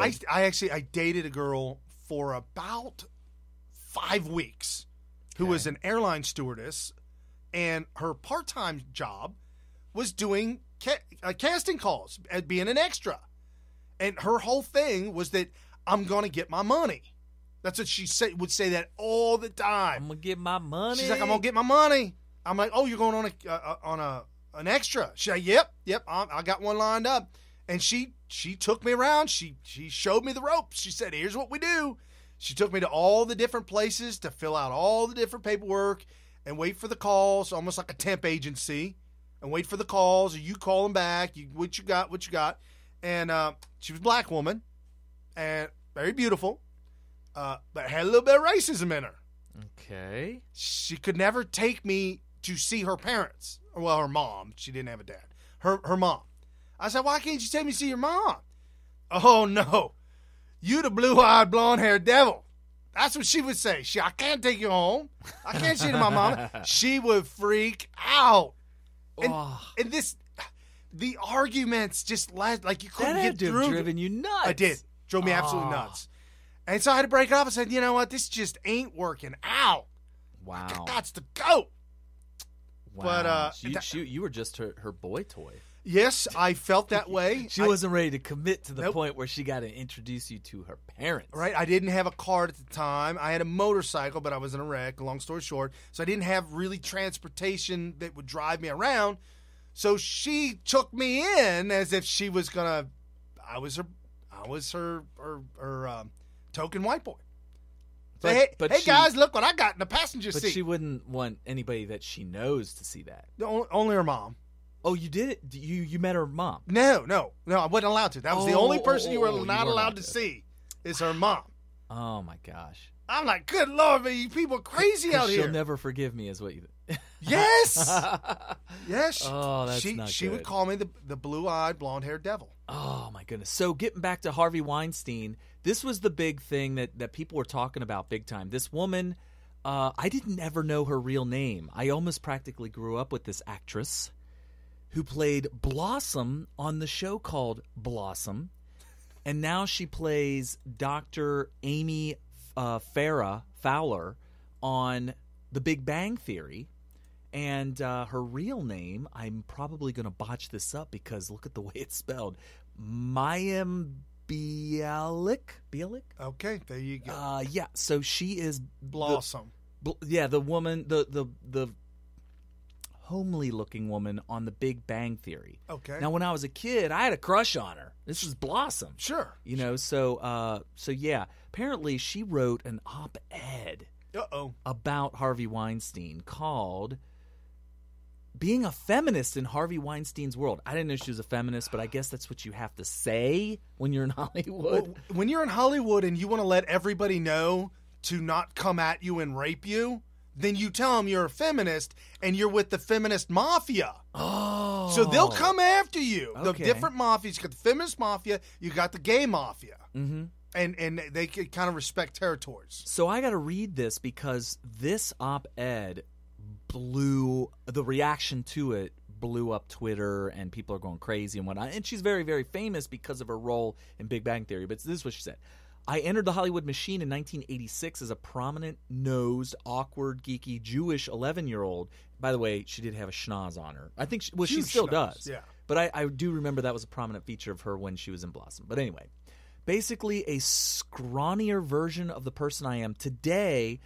Back then, we didn't have the internet, social media, or reality TV, but I didn't need any of that to understand that I didn't look or act like other girls in my industry. Right off the bat, I'm telling you right now, she's full of crap. I thought she was attractive as a young junior high and high school kid, and that I was immersing myself in a business that rewarded physical beauty and sex appeal above all else. You got to remember, she's a feminist. So that's why she's writing this as a feminist. Right, and she's also describing herself as a child, which she might not have even understood feminism back then. But she did understand what she was getting herself into. Anyway, moving on. Nothing has been harsher reminder that I work in the industry that profits on the exploitation of women, and not just on screen, than the accusations of Harvey Weinstein as a serial sexual assaulter, particularly of aspiring young actresses. I have to take note with that. She's saying it's all about the exploitation of women. You're wrong. You're dead wrong, and you're blind to the fact that it's the exploitation of human beings. Right. No, I agree with you on that, and that's going to be a big part of a lot of criticisms of this op-ed. So moving on. Though I am shocked and disgusted by the scope of his alleged predation, the fact that he may have abused his position of power does not surprise me in the least. I have always had an uncomfortable relationship with being employed in an industry that profits on the objectification of women. Though pressure to be like the pretty girls started long before I entered Hollywood, I quickly learned, even as a preteen actress, that young girls with doe eyes and pouty lips who spoke in a high register were favored for roles by the powerful men who made those decisions. Hold on. So she recognized this at a young age. Hold on. And also, likewise, and I'm almost kind of defending the industry a little bit, almost likewise, in the same breath, you couldn't get a position that like a Jim Belushi was cast for, or or some of the other crazy looking people. Who's the I've seen people. Who's the one with the good Chianti and fava beans? You did. I don't know. I can't remember his name. Somebody's going to have to remind us in the Silence of the Lambs. Yeah. Dude, you can't just say, "Oh, I need." But then they did cast old girl Scarlett. Jodie Foster. They did cast Jodie Foster, and I hate to hear the stories and skeletons that are in her closet that she had to go through. I mean, how do you accept the role in Taxi Driver? Knowing that, how does your parents allow that? She was literally she was a 12-year-old prostitute, but she actually was 12.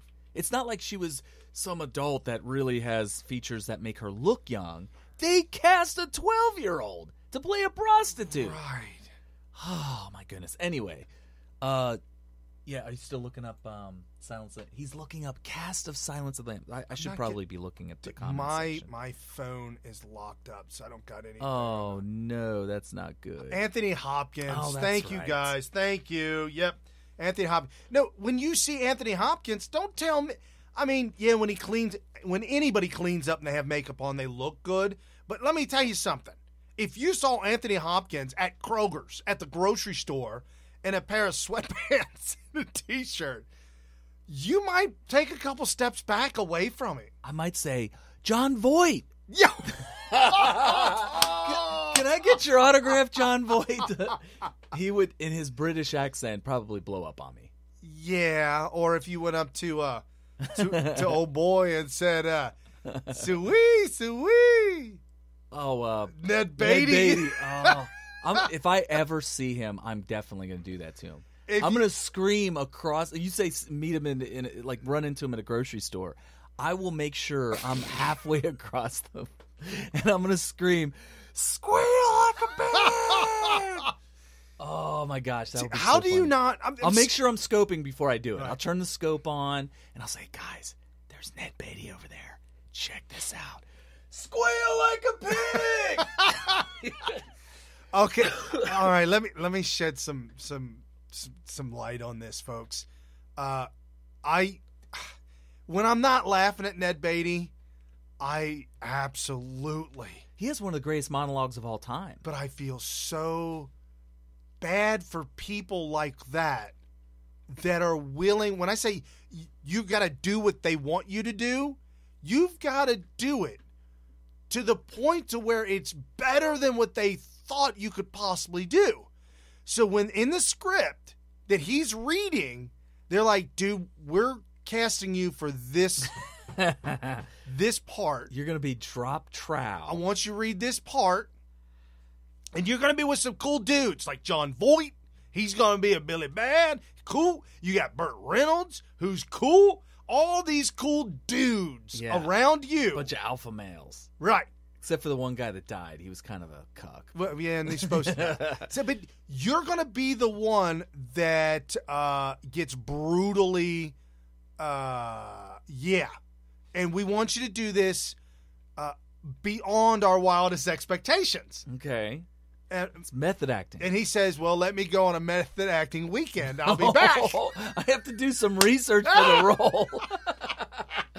Oh, no, you didn't. Whew. Oh, my God. So he goes down to Long Beach on 2nd Street. Oh, jeez. He enters into Deliverance. Hamburger Mary's. I don't even know. Yeah. For those of you in Long Beach that know of Hamburger Mary's, you know what I'm talking about. How do you know what you're talking about? Because it's in the middle. It's on the east side of downtown. Okay. Yeah, but what is that? Hamburger Mary's. Everybody knows Hamburger Mary's. Right. Everybody knows Hamburger Mary's. A Mary and a Sally, they both reference a feminist male. So it's not a woman's joint.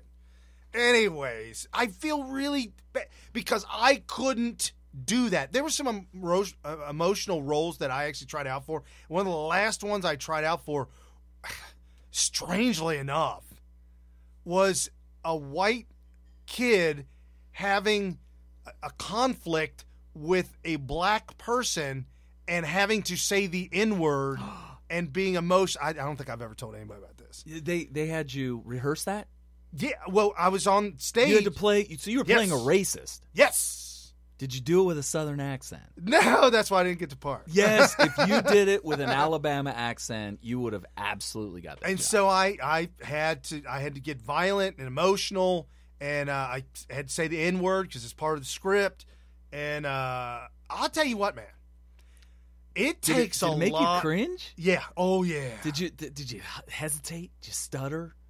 I mean, because you got to get into the role, man. I actually probably did, and that's probably why I didn't get it. Oh, you got to own it, man. Because I wasn't that guy they were looking for, the racist.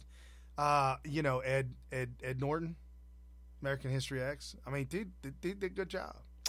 He owned it. I could not do that. He owned it, yeah. So it takes a lot out of you to be able to do those things and call up those emotions. That's why you see those people out there in Hollywood. They're an emotional nightmare. They're a train wreck when it comes to emotions. So, hence, lots of drugs, lots of alcohol, and lots of debauchery. I mean, there's debauchery everywhere. If you ever see these gay pride parades. Yeah, there was one this past year in Cincinnati. And the crazy, crazy outfits, and it's like some kind They're always wearing Daisy Dukes. Okay, so you know how Daisy Dukes are cut off really high, and a lot of people affectionately call them coochie cutters. Right. Nowadays, they'll take that cut off, they'll take the fabric that's left, and then slit that up. Like, oh, we're not showing enough skin. We need to slice that thing up. I'm telling you, folks, that's everyday outfit. What they're wearing in these parades, you're shocked and awe. You're like, oh, no, he didn't. And then Carrie says to me, oh, yes, he did. And we're just shock and awe. But in reality, this is what they wear on a daily basis. Like they show up to the nice restaurant at night. They'll show a young, very skinny man who's cruising. They're out cruising. They're looking for somebody. They'll wear the real high Daisy Dukes, bandana, maybe a tank top that's open or see-through, and a pair of cowboy boots. I believe you. Well, you want to move on with sorry, this article? Sorry. So we were halfway through this article by Blossom or Dr. Amy Fowler or whatever from The Big Bang Theory. I'm going to continue on this. I grew up constantly teased about my appearance, even from members of my family. My nose and chin were the main objects of discussion. As a teenager, I started obsessing over the possibility of a nose job so that I would look more like Danica McKellar, with a chin job to balance things out. You know what? That is unfortunate that she threw her out there like that because she is beautiful. I had a crush on her. Yeah, she's a good-looking girl, for sure. It is true that she has a larger nose than I would say is average, but that doesn't make her... I can't imagine that she would be ignored by a Harvey Weinstein. I find it a little bit hard to believe, but okay. Soon I wondered if I should get breast implants to look more like Christina Applegate, which I didn't even know that she was that well endowed, actually.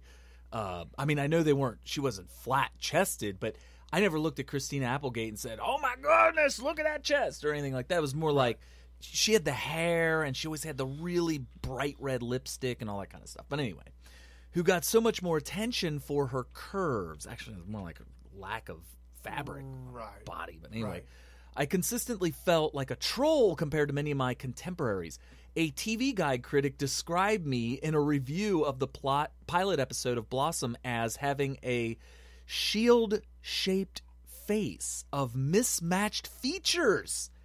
I never recovered from seeing myself that way. This girl was damaged, but I think she was being overly harsh on herself. But anyway, I always made conservative choices as a young actress, largely informed by my first-generation American parents who were highly skeptical of this industry in general. Quote, this business will use you up and throw you away like a snotty tissue. Yes, that is absolutely true because they dime a dozen. There's massive amounts of supply of people. And of its men in particular, they only want one thing. My mom didn't let me wear makeup or get manicures. She encouraged me to be myself on audition rooms, and I followed my mother's strong example to not put up with anyone calling me baby or demanding hugs on set. I was always aware that I was out of step with the expected norm for girls and women in Hollywood. I eventually left the business when I was 19 to pursue a doctorate in neuroscience. I didn't know that. She is a doctor in neuroscience. I didn't know that. Blossom. What did she graduate though? Did she get the doctorate? To pursue it. I crave being. No, she didn't say that. But let's assume she has it. I crave being around people. All right, whatever. I crave being around people who valued me more for what I was inside my brain than what I was inside my bra. After 12 years away from Hollywood, I returned to acting largely because I had no health insurance and missed performing and making people laugh. As a non-traditional looking woman, which she is in that show, I mean, in fact, she doesn't wear anything, like no makeup, she wears her hair down. You know what I'm talking about? She's like very homely looking in the... You know, I watched that show, Big Bang Theory, for like 2 seasons, had no idea that was Blossom. Wow. I had no idea that was I never Blossom. watched the show. Yeah, I watched it for 2 seasons having no idea it was Blossom. But anyway, as a non-traditional looking woman, I came back to the industry auditioning for the frumpy friend or the Zaftig secretary. Though I eventually landed a role that has earned me 4 Emmy nominations. It is a surprise that I play the androgynous, awkward late bloomer. I'm grateful for being Amy Farrah Fowler to life on the #1 sitcom in America. I'm honored to depict a feminist who speaks her mind, who loves science, and her friends, and who sometimes wishes she were the hot girl. She does play that role. She does play that. Oh, my goodness. I can relate. I wish that too. And yet, I have also experienced the upside of not being... This is the paragraph. This is the paragraph that blew up Twitter. And yet, I have also experienced the upside of not being a perfect 10.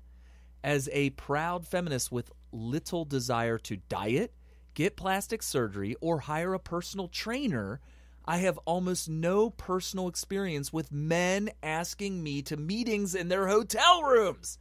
Those of us in Hollywood who don't represent an impossible standard of beauty have the luxury of being overlooked and in many cases ignored by men in power unless we can make them money. I'm calling this one out. Well, there were a lot of people who are feminists who were so angry about that paragraph. So it goes on. Here's my take on this. Yeah, that was the big paragraph right there. Sarah Jessica Parker, she looks like a horse in real life. I mean, literally. Really? You're so vain. Like when she climbs out of the back seat of the limo, she's got to put the feed bag down. Oh, I mean, it is man. awful. Don't tell me I've got no crocodile tears for you, woman. You have made it to the pinnacle of Hollywood. You had to literally battle your way through the minefields that is Hollywood, and willing to go back and do it again. Now, from what I've seen and what I know of Hollywood, if you don't do what they say, you're out. So, one of two things. Either she is an absolute anomaly, just something that has never been seen before. Because after you reading this, I'm listening and I'm looking at this. I'm like, I don't know what planet she's on or where she was at, but it wasn't Hollywood. I'm just telling you, it ain't no possible way. Do you not agree with her description of getting attention when you are a perfect 10 or one of the more attractive No, because girls? once you become that famous person on the screen, like even Demi Moore, I was on the set with Ashton Kutcher, who looks like what he looks in normal life, looks like a normal person, but kind of a little goofy, kind of frumpy. That's when he was with Demi Moore. Mm-hmm. Demi Moore looked like an old washed-up catcher's mitt from 1919. And I'm just saying. And she was this tiny, angry individual. She always looks like she has an angry look on her face. Yes, and as soon as he was done with his lines, immediately stage right back to the trailer. Do not hang out. Do not look at me. Do not press go. Nothing to do. I mean, the walls are up solid. Whatever Demi Moore had to do to get what she got, I'm telling you, all of them do the same thing. It just reminds me of this one situation. I had a news reporter back in college. There was a protest about McDonald's abusing animals. And this reporter was on the scene taking the thing, and he asked me my opinion on McDonald's abusing animals to make hamburgers. I said, that's the dumbest thing ever. If McDonald's abused one cow out of 10, or maybe even one cow out of 100, that would be so counterproductive and not efficient. They would be losing money. So why would they allow somebody to abuse an animal when they're chopping it up to make hamburgers? It doesn't work. In this situation, it's very similar. She's trying to tell me that she is not and did not and was not a part of Hollywood, but made it to the top of Hollywood. How is that possible? So you're not thinking she's being honest. She's looking at it with a feminist mind, and I think she's absolutely blinded to the fact that men are physically and mentally abused as much as women. It's not a man or a woman thing. That's my whole point about picking out. So Hollywood picked out this one woman to abuse versus the rest. They're not going to abuse these people, but they're going to, like, she's something different than everybody else that doesn't fit the mold. Everybody has to conform. Everybody has to do the same thing.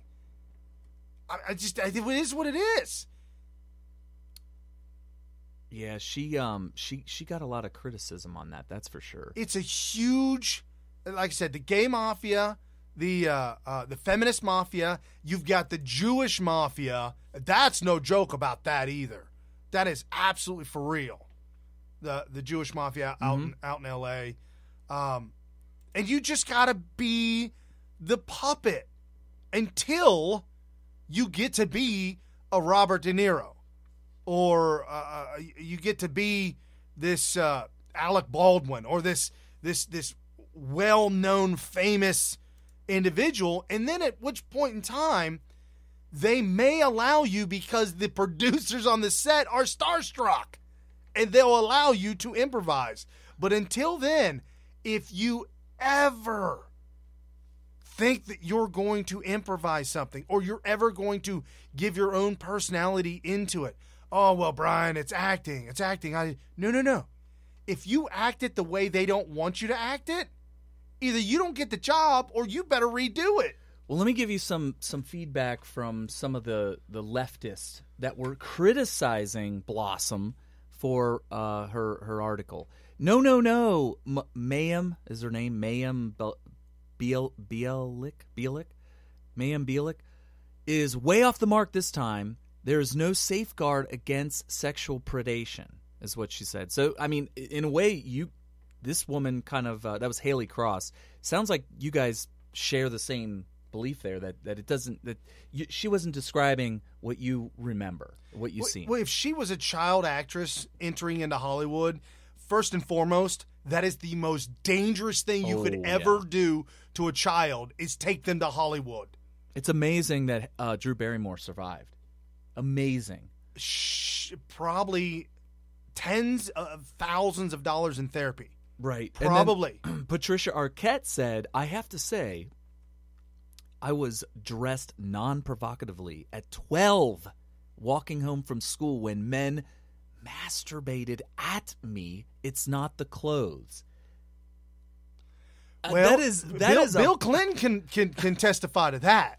There was a so at 12 years old, Patricia Arquette is walking home from school, and men in public just kind of masturbated at her. Like literally, I'm reading this word for word. Masturbated at her. Something happened outside? I hear gunshots. I hear gunfire too. That's not good. Hold on. Let's keep going. Go ahead. Anywho, wow. In the safe city of Cincinnati that I live in, it is what it is, folks. So check this out. This is kind of the whole thing that I wanted to talk about with Hollywood, the protection of the pedophiles, the protection of this sex. It's the left-wingers. They're soulless. Even Ann Coulter wrote a book about it, Godless.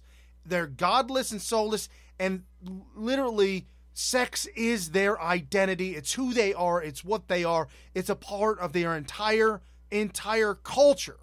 So let me play. This is by Waters, Jesse Waters.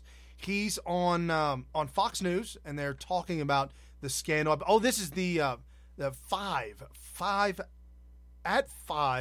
on Fox, and this is Jesse Waters, and he's talking about Hillary Clinton. And as we bring the Clintons into the fold of the Weinstein scandal, the Clintons are now. Why did they not come out and say something against this? So here's Jesse Waters. Listen, if she's so sick and appalled by this, why'd she wait a week to say anything? She also jumped the gun on, you said yesterday, the Vegas shooting right away. The Trump birth control order, she spoke out right away. The hurricanes, the Barcelona terror attack. The first day she came out with this. She wasn't shocked because to her, it wasn't a revelation. It was an open secret, and Hillary's all too familiar with open secrets. Also, why she didn't react right away, no reporters ask her. When there's a Republican scandal, every Republican in Congress has reporters outside their door asking. No one even knocked on her door. No one wants her to say anything because it's going to hurt the party. So you have Bill Clinton, you have Anthony Weiner, and now Harvey Weinstein, all of these really inappropriate men in Hillary's orbit. I almost feel sorry for her. And then I was thinking, how did she treat the women that were Bill's mistresses or victims of Bill's alleged sexual misconduct. She orchestrated smear campaigns. There was intimidation. There were settlements. So Hillary likes to say she wants to clean up Wall Street and police and regulate Wall Street. How about she tries to clean up and police Hollywood? Because the casting couch culture is criminal in Hollywood, and we can see this. There's this one guy, a dozen victims. There's probably 24 victims. This is running rampant there. If she's a real feminist and a real true icon who stands up for women's rights, you don't just move money around and send this check to Planned Parenthood or to Emily's List. You know what you do? You hold a summit. You set up a hotline. You talk to the victims. You give a major speech in Hollywood, and you try to correct the culture. She's not doing that, though, and she'd earn herself a lot of respect and a lot of credibility in the way that her husband did with the Sister Souljah moment, or Nixon goes to China. If she went to her own backyard and started actually standing up for women's rights, even I would say, Hillary, you're doing the right thing. It might as well just stop criticizing. I mean, these people are such hypocrites. They don't care about these particular issues with women as far as whether they feel like they shouldn't be being treated this way, that they should be treated differently or with more respect. They have no room to talk at all. It's just total hypocrisy on the side of the left. If you want to be treated well by men, you should embrace the conservative culture. Yes. Because, I mean, we've actually gotten away from it. I think the right has even lost a little bit of chivalry. But chivalry is a right-wing type of culture. So where you protect your woman, you Right. protect your lady, you open the doors for your lady, you lay your coat down over a mud puddle for your lady. Right, and you sacrifice everything for their comfort and for their safety and all this kind of stuff. And a feminist would be like, I take care of myself, that kind of stuff. And I don't know. I mean, and there's probably some women out there who don't even consider themselves feminists that might be annoyed by that. But it's better to be treated like that by men than to be treated like – you don't want to be treated like men treat men. That's probably not preferable. I would prefer to be always respected. I would love for people around me to bend over backwards for me and all that kind of stuff. And men don't do that to men. And if you're talking about, well, we need equal treatment and all this kind of stuff, you're literally taking away a benefit that you get for being a woman, right? Why would you do that? All right, I got something to say. All right, let's hear it.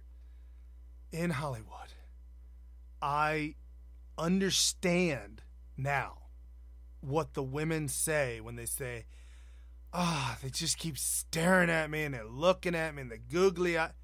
Yeah, it's creepy. It's uncomfortable. I experienced it full-fledged. If you go to any part in Hollywood and you're at a bar and it's all gay, there's no gay, there's no lesbian. It's just all whatever. It's all just whatever you feel at the time that it just is. We don't label people here. You just whatever. And when you've got creeps staring you down, looking at you like a piece of meat. I am not an object. I know. Hey, eyes up here. Eyes up here. Yeah, right. I know what you're saying because I experienced that, and it's awful. The left does that. People who are Christians that go to church, that believe in Jesus, that are right-winger conservatives, they're not likely to do that kind of stuff. They just don't do that. And so this is the thing that I guess what I'm trying to point out right now is that there is this huge line drawn in the sand. Thank you, Eminem. You all drew the line. You all said all morals out the window. Do it whatever I want to do at any given time I want to do. So this is Jimmy Kimmel, and this is making the rounds on Twitter. This is Jimmy Kimmel on Hollywood Boulevard. It looks like Hollywood Boulevard, maybe even Sunset, but it is in Hollywood. Late at night doing a skit. And how could, to back up what I say, how could this skit possibly work if what I'm saying is not true. And juxtapose with what Blossom said.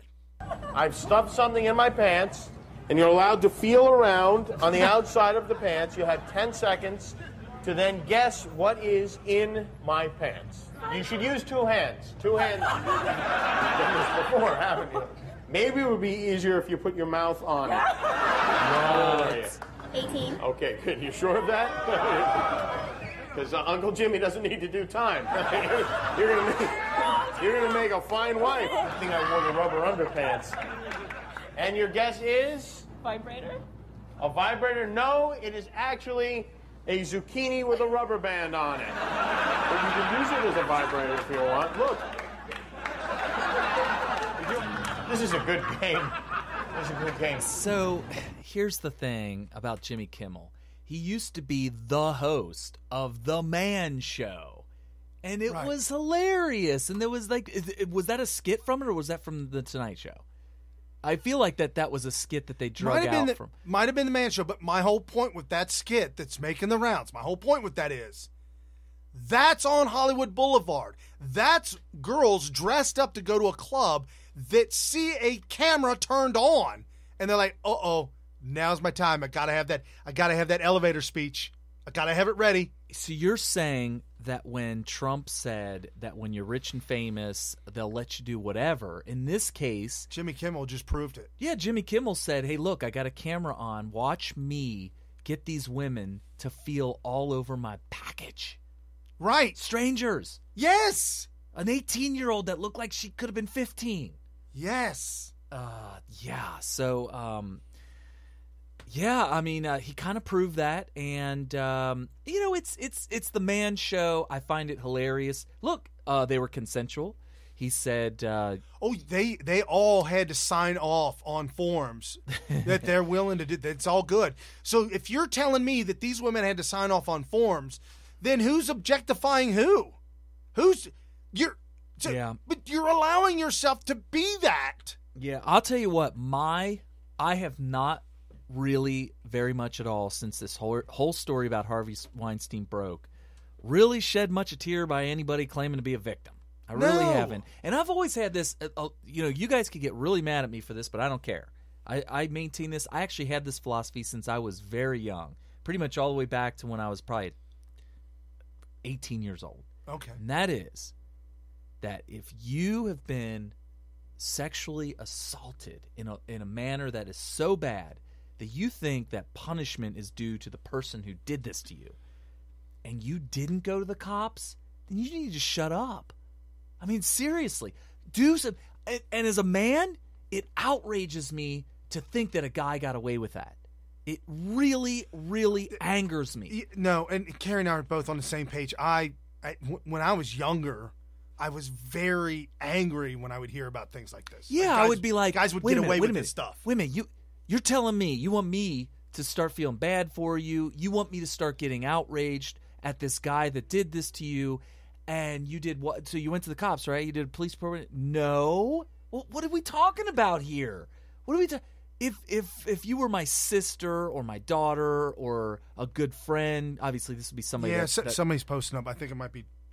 Yeah, Joanne. She said it's scary to divulge that stuff. And one of Bill Clinton's accusers actually walked away. It was the woman that he. It was late at night. She was doing some paperwork. She was in the law office, and Bill Clinton pinned her against the filing cabinet. Pinned her. Yeah. And with fully clothed. And you got to realize these touched are people, her and everything until he was done.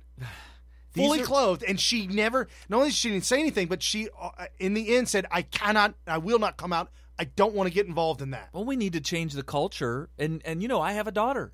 And you damn right, at some point I'm going to be sitting her down and saying, these are the things you need to avoid.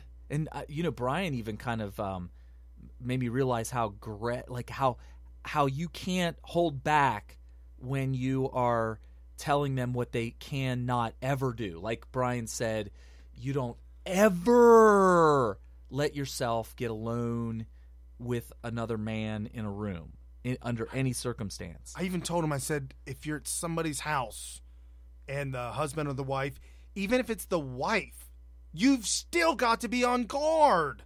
You don't know these people. Right. You don't allow yourself to become alone in another room with another adult that you don't know. Or even if you do know, you got to be on guard. Now, back in the day, way back before we were born, women were told, well, you don't ever step foot into the bedroom of a man, even if they're giving you a tour of the house.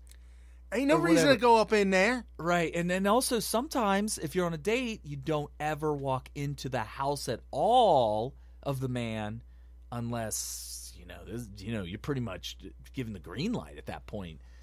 Right. And all these occurrences with Bill Clinton, time and time and time again, invited to his hotel room, escorted to his hotel room. The Secret Service came and got me, said Bill Clinton wants to talk to me in his hotel room. And the girls were like, the women or whatever, they were like, they made comments, oh, I thought I was going to get a raise, or I thought I was going to get a promotion, I thought I was going to get an offer. Well, you got all of that, and then some. Right, and so you start to have to accept the fact that these women, when they don't tell on the person that did this to them, that they've made a decision that let's weigh the pros and cons here, and they've fell down on the decision to not report them, and you have to respect that. No, and absolutely it is. Somebody put up on the Twitter, Joanne, it is a power play. Yeah, men are masculine, and women are dominant. Am I saying that right? That women have a more of a like passive, like a passive role versus a dominant male. It's just the culture that we live in. Now, if you get to the point to where the male is so roid rage aggressive, then you've got a problem. Well, you got to be able to say stop. You got to be able to say no. And I mean, it's really hard. Like, what are we supposed to do when you say, oh, 5 years ago, this guy raped me or this guy assaulted me or whatever? And it's like, wow, what's been going on these past 5 years? It's like, to me, it's just really tough for me to accept that we should be all up in arms about it so long after you let these people get away with it. Now, I will say this, though, in some of the videos, some of the things that I've seen in the past of women speaking about, especially the movie that Michael and Me by Larry Elder, who goes into and debunks the whole gun control theory that we need to take all the guns from people. And he talks to women that have been assaulted in situations, and if they had their gun, they wouldn't have been. I digress. One of the situations was the woman said that she finally decided to go to the cops and tell the cops about the assault that happened to her, and this was like a day or two afterwards, and the police wanted to do what they refer to as a rape kit on the woman, which is, I can't even describe it on the radio. It is literally going to your OBG. But it happened, though. Right. She didn't want it to happen, but it happened, and now you got to collect the evidence. Right. I mean, it's as simple as that. Either you decide that I'm just going to act like this didn't happen and go on with your life, or you know what, I've already been violated. Let's just collect the evidence and get this guy thrown in prison for a long time and make sure that this doesn't happen to other women, and do it. Right. Do it. If you can't straddle the fence. Too many people are like, well, I'm not going to forget that it happened to me, but I'm also not going to go any further to make sure that this guy gets busted. I just want everybody to feel sorry for me for the rest of my life. No. And I want to make sure that they know that. I want to make sure that they know that I'm a victim. I've been victimized. But we're not going to do anything. We're not going to take the strong steps to make sure this guy gets thrown in prison. I mean, you either do it or you don't do it.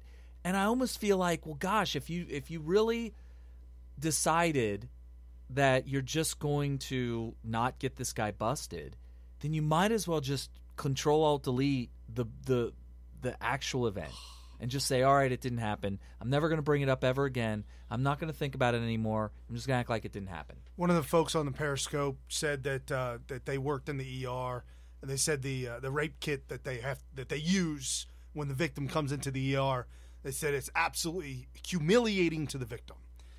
and from what I've heard and the stories I've been told, I understand, I believe you, and I agree with you 100%. But then in the same sense, if that isn't performed, if that doesn't, you got to collect the evidence. You've got to get forensic evidence.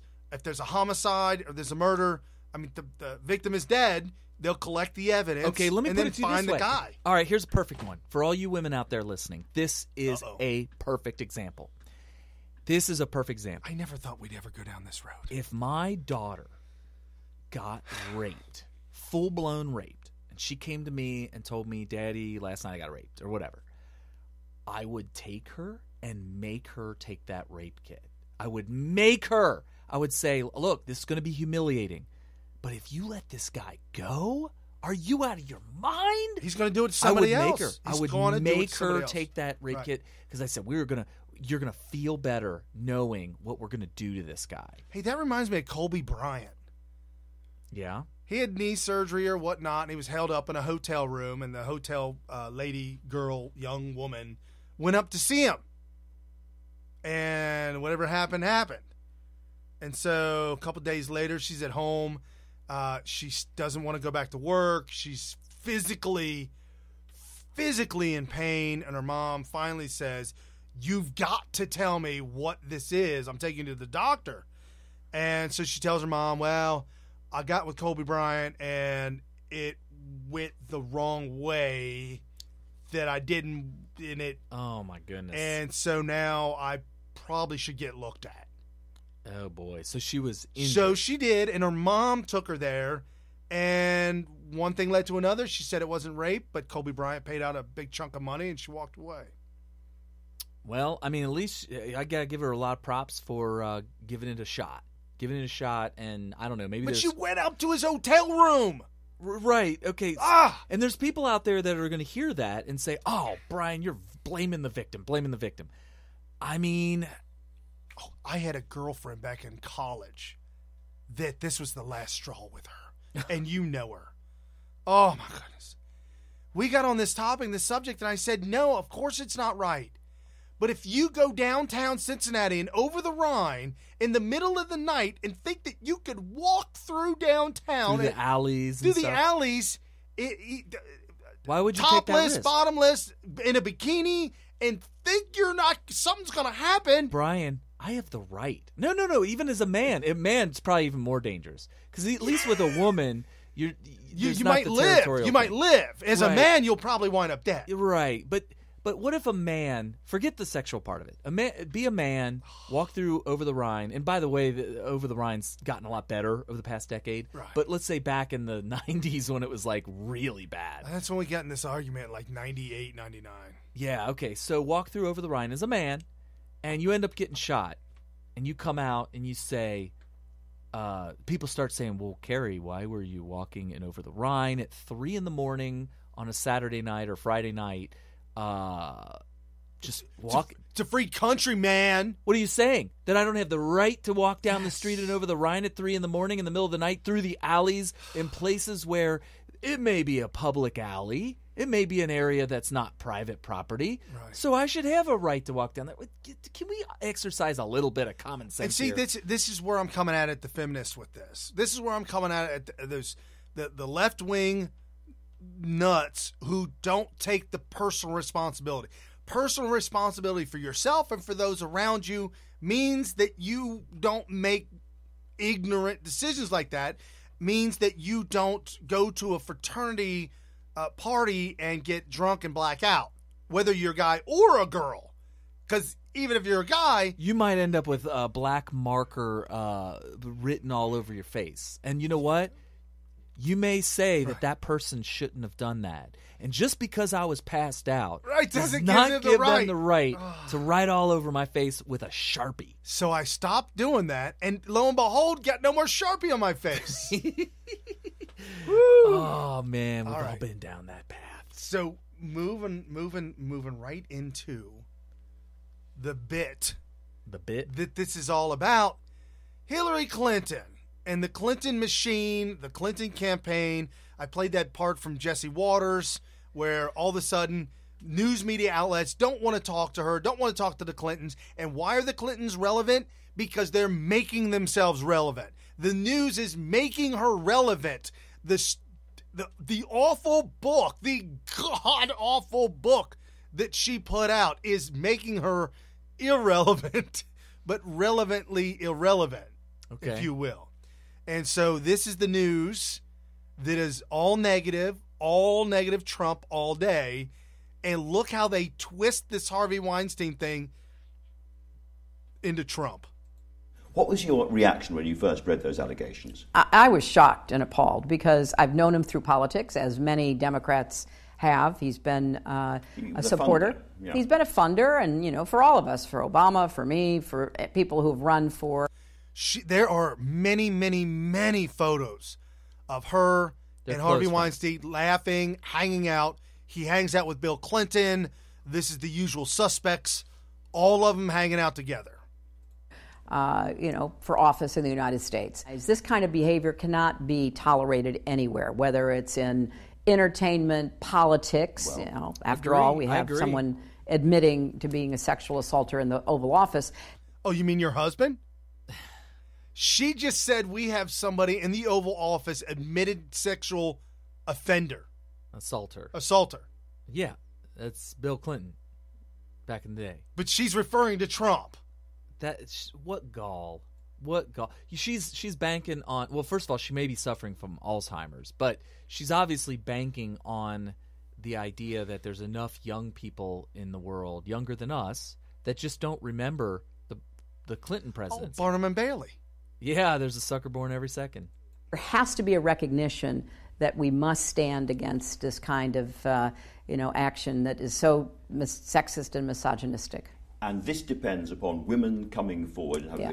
I don't know who this guy is. I don't even know what the channel is. Depends on the courage to come forward. Right. And yet in your book, the three women brought on to... So now he's referencing her book. So pathetic. By Trump attacking your husband, and you kind of dismiss them. Was that the right thing to do? Are you sure about that? Well, yes, because... He did ask... Hold on, I'll back that up. He did ask her a hardline question. Remember during the campaign when Trump brought 3 of Clinton's accusers to the debate and wanted to set them in the front row? I thought it was more than 3. I thought it was like 6 or something. It was a bunch but wanted them to sit in the front row. Right. But apparently they were moved back, but actually at a better camera shot. Yeah, it was off to the side so that you could see them all by themselves. Like if they were in the front row, they would have had a special camera. It would have been blended in with the rest of but off to that corner, it was like, oh my gosh, there they are. They're cantilevered over, like almost like they were breathing down her neck. Yes! Because she was the Bimbo Eruptions president. She was the leader, not Bill. Hillary was the one that became the attack dog against the women who were accusing her husband, who we now know was guilty of all of these crimes, not just the cigar incident with Monica Lewinsky and lying to Congress, but I mean actual physical rape. It's serial rapist. Yes, like he's a serial rapist. He cannot help himself to do these things as a serial murderer would do. The 3 women brought onto stage by Trump attacking your husband, and you kind of dismiss them. Was that the right thing to do? Are you sure about that? Well, yes, because that had all been litigated. I mean, yeah, and he's guilty. What the hell? I believe this was on purpose. It seems like the interviewer is going to like attack her, like catch her off guard. No. With grace and ease, the answer was so fluid. This was on purpose to preempt anyone to say, "What about those 3 women?" This is all a setup. It's been litigated. Yeah, because it's been covered up is what it is. It has been, you don't just become found guilty of something because it happened and others. There needs to be people that actually really pursue this hardcore. And instead, led by Hillary Clinton, we had this giant team of people who actively swept all that under the rug. So the litigation that she's talking about was the main cover-up and the ostracization and demonization and destroying of these women. She destroyed their lives because they were threatening her livelihood, which was her husband and his success and his career. Right. And so the reason why we're playing this and bringing this back up again is because this happened this week. This interview happened this week with her coming out about Harvey Weinstein and taking a moment and making it a political jab at Trump, calling Trump a rape, an admitted, what was the word she admitted? Rapist. Yeah, admitted groper, admitted... sexual assaulter? A sexual assaulter. Assailant, I think, is the... Is that how we're... So if we're going to go down this road, we're going to go full board. Attacking your husband, and you kind of dismiss them.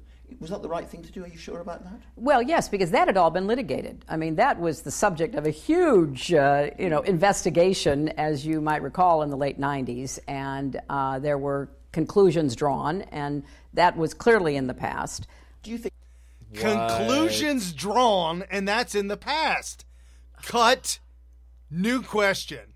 Oh, that's really painful. Donald Trump and Harvey Weinstein are deep down the same kind of person. He says, do you think Donald Trump and Harvey Weinstein are the same kind of person? Oh, for... Do you think Donald Trump and Harvey Weinstein are deep down the same kind of person?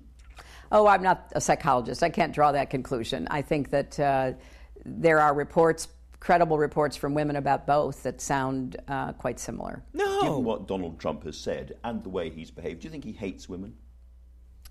I think he has a very narrow view of what a woman should be and is very focused on keeping women in their place. What? And so... He hires all kinds of women to top level leadership. I'm talking the top of the ladder. And also, I think he pays his women better than just about any other CEO that we know of. Any large corporation CEO. Right. He's gone out of his way to make it impossible to attack him on that point. Unless you don't know no better. In which She's case, literally lying. In which case, Hillary Clinton, hey, Smith Radio, it don't make no never mind. I'm speaking. The way he treated Angela Merkel, for example, when she came to the Oval Office, where he would not shake her hand, where he would not look at her, compared with the way he treated Theresa May. Wait a minute, hold on. So are we to believe that if the president of Germany was a man who did the same things as Angela Merkel as president, that the only reason he treated Angela Merkel the way he did was simply because of her gender? Well, she's going to juxtapose the way he treated someone else. He grabbed. It was a grab, wasn't it? Yeah. Oh, hold on. He grabbed. Back it up. Where he would not look at her, compared with the way he treated Theresa May, whose hand he grabbed. It's a woman. It was a grab, wasn't it? Yes. I mean, so there's two... Wait a minute. They just said that he assaulted Theresa May. Wait a minute. So if you don't shake a woman's hand, you screwed up. But if you do, it's a grab. This is unbelievable rubbish. This is, as the Brits say, rubbish. Kind of women that I like and I can work with, and women that I'm afraid of or that would challenge me. I mean, that seems crazy. Quite She's crazy. Sexist, if not misogynistic to me. What a total So there you go. psycho. NBC News. There you go. She's psycho. There you go. She's completely psycho. Unbelievable. Oh my gosh, I'm so angry hearing that. So angry. Oh. And that's why this is relevant, because we've got to explain and show you the fake news that is awful that's coming out. Okay, so now that she has said that, she has gone on this tour de force, if you will, on the regular shows, speaking out about this, and the first words out of her mouth every time she was asked, They would interview her. So what do you think about Harvey Weinstein? The first words, I was shocked and appalled. Because she's been taking money from this guy, tunes of millions and millions of dollars, for a long, long time. So don't tell me this is absolute pure insanity. It's spin. It's her trying to get out in front of this thing. It's her trying to run again for 2020. I honestly believe that she really thinks, I believe that she thinks that she's going to run 2020 again. Like she's going to run for president again in 2020. This woman has lost her ever-loving mind. Now, real quick, going to give you the rundown. This is just some of the women that Bill Clinton has been accused of and has actually admitted to things. So Bill Clinton, the 42nd president, has publicly accused of sexual misconduct by 3 women. Apart from these 3 accusers, many other women have accused Clinton of consensual adultery, including Monica Lewinsky and Jennifer Flowers. Juanita Broderick said, this is what she said. She said, Clinton started kissing me, and then when I resisted, he forced me down, and then he absolutely raped me. He bit my lip so hard that it swelled, and then he told me that I better get some ice. Then he put on his sunglasses and he left. A friend said that he found her with her clothes ripped and her lip cut, corroborating the story. Kathleen Willey accused Clinton of groping her without consent. Paula Jones, then Governor Clinton, in a hotel room. Jones thought she might receive a job offer. Instead, Clinton put his hands up his shirt or skirt, tried to kiss her, exposed himself to her, and asked her for a BJ. Then one thing led to another. She sued, lost the suit. It was pushed aside. Then there was a settlement, and the first settlement was dismissed because she said she wanted the money and an apology. Apology didn't come. So she finally took $850,000 from Clinton. That's a chunk. Huge chunk. So this was Paula. Yeah, this was Paula Jones. Clinton of exposing himself and then harassing her. Leslie Milwee claimed that Clinton, then governor, Arkansas, assaulted her 3 times in the editing room, groped, rubbed, touched until he was done. Kellen Moffitt, when I went in, he was sitting on a couch wearing nothing but a T-shirt. He pointed to his genitals, told me to do something. I told him I didn't do that, even for my boyfriend. He got so mad, he grabbed my head, and things went bad. Yikes. Pulled away. Sounds like just a beating. I ran out of the room, and that was it. Christy Zercher said that while working as a stewardess, this was the flight line attendant, that stewardess, in 92, he exposed himself, touched and grabbed her, and also mentioned that Clinton made comments about doing something else. Eileen Wellstone, while she was a student at Oxford University, said that she was assaulted and raped by Bill Clinton after they met at a pub, but would not come back out and did not want to get involved in anything or talk about it 10, 15, 20 years later when they found out that this happened. The media or the people investigating Clinton went and found her and said, hey, will you come talk? Nope, don't want nothing to do with that. I'm not even going to talk about it. Don't want to drag my name through the mud. So that's what you get. You get when you get a high-powered guy like Bill Clinton, they literally scare them off with their name and their notoriety, and also with the power of Hillary. Sandra Allen James, a political fundraiser like many other accusers, has recounted Clinton inviting her to a hotel room. In 91, during Clinton visited by Clinton to Washington, D.C., James said that Clinton pinned her up against the wall and just did all kinds of crazy stuff. The feminist magazine or feminist website called Jezebel.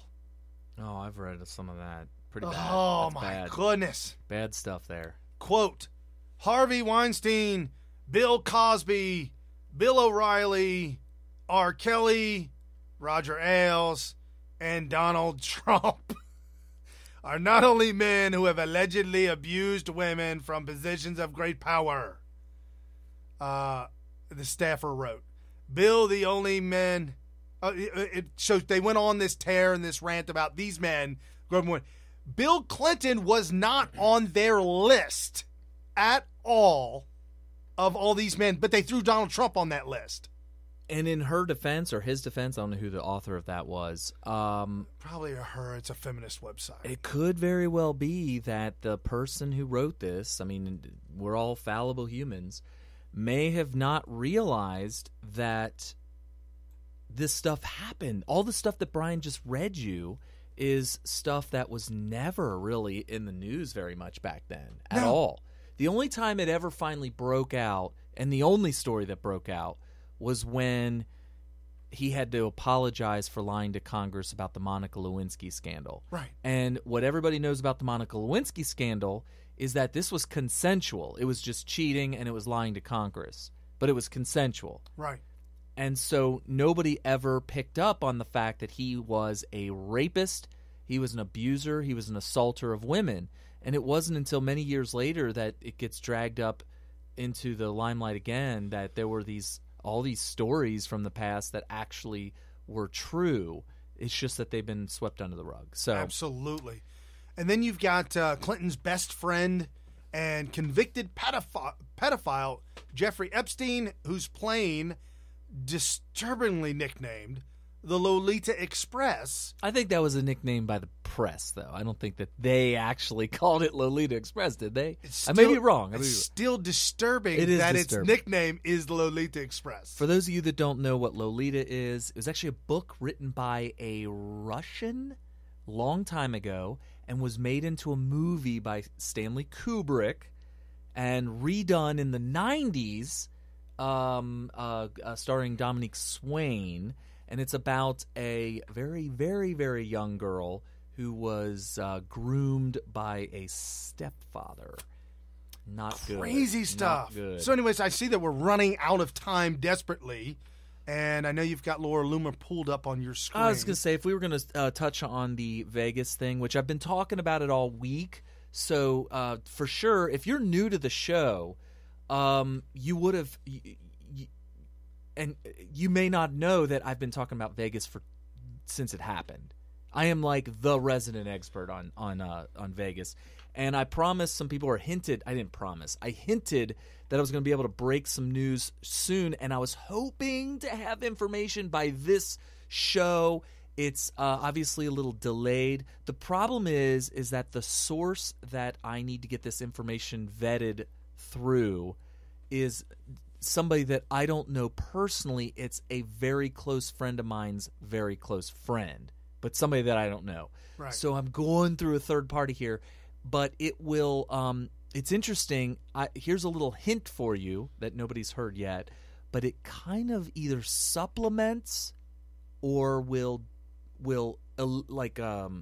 ruin the story. It'll confirm or deny this. It'll either confirm, it'll either support or completely blow up and change the story that Laura Loomer broke yesterday. And that story, I'll just go ahead and read the story by gotnews.com. I'm not sure if that's where it originated from, but the story itself is originally from Laura Loomer. You can follow her at Laura Loomer on Twitter. And that is that the Las Vegas security guard, who's Jesus Campos, had recently started working at the hotel.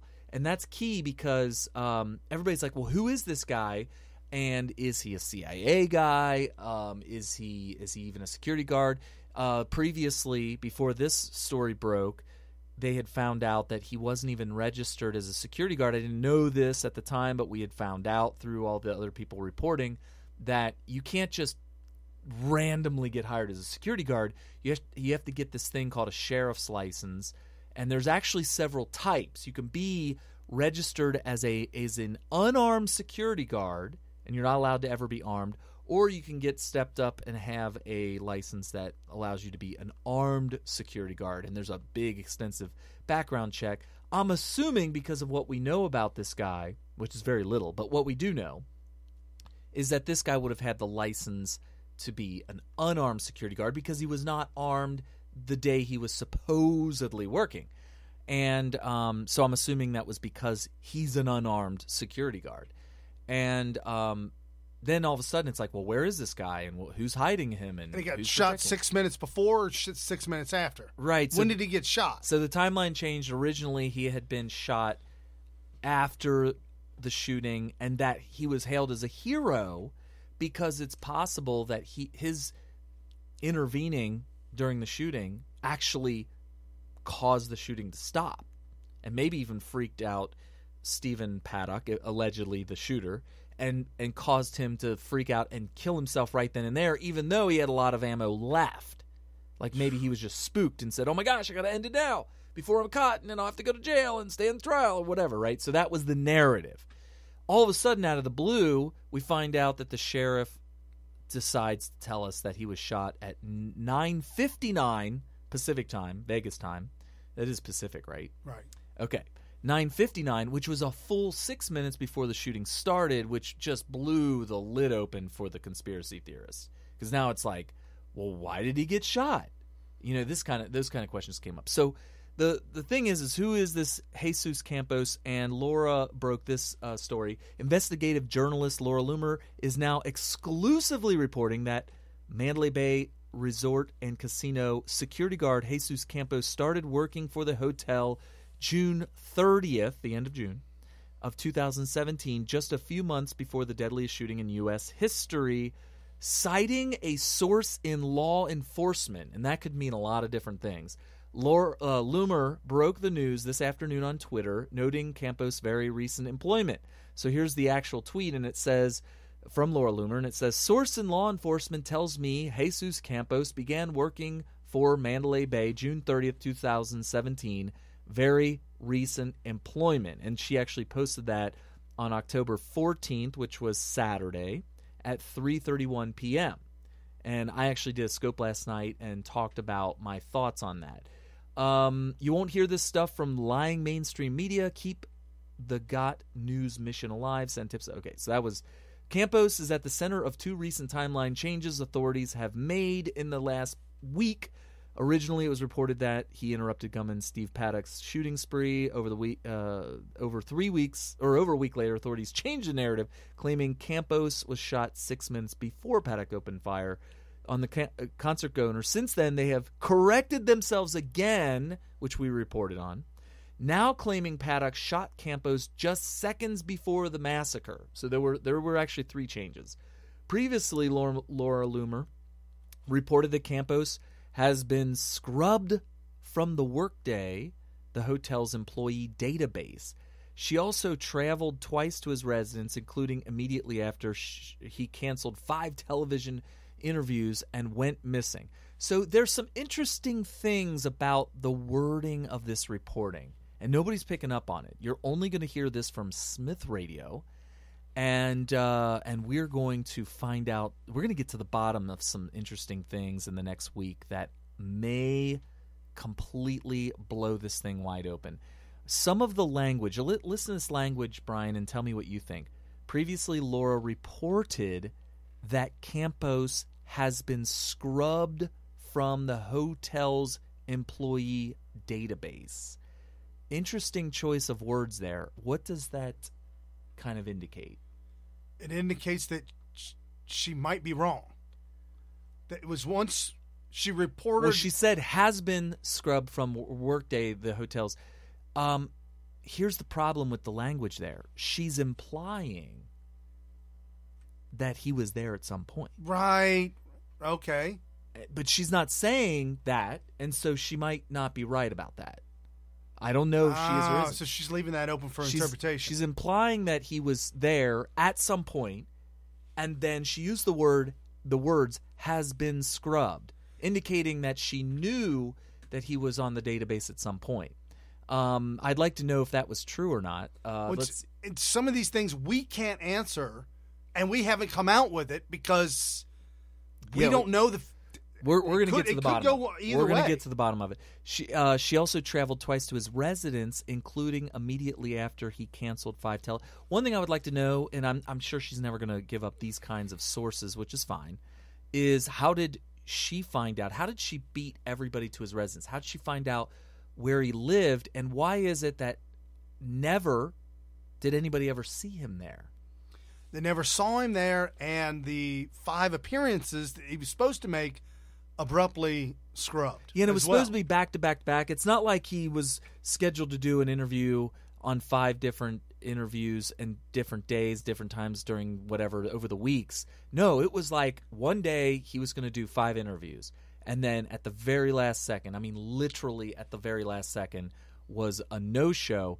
I mean, it was so close to airtime that it was like the union guy that was in charge of letting him interview was there.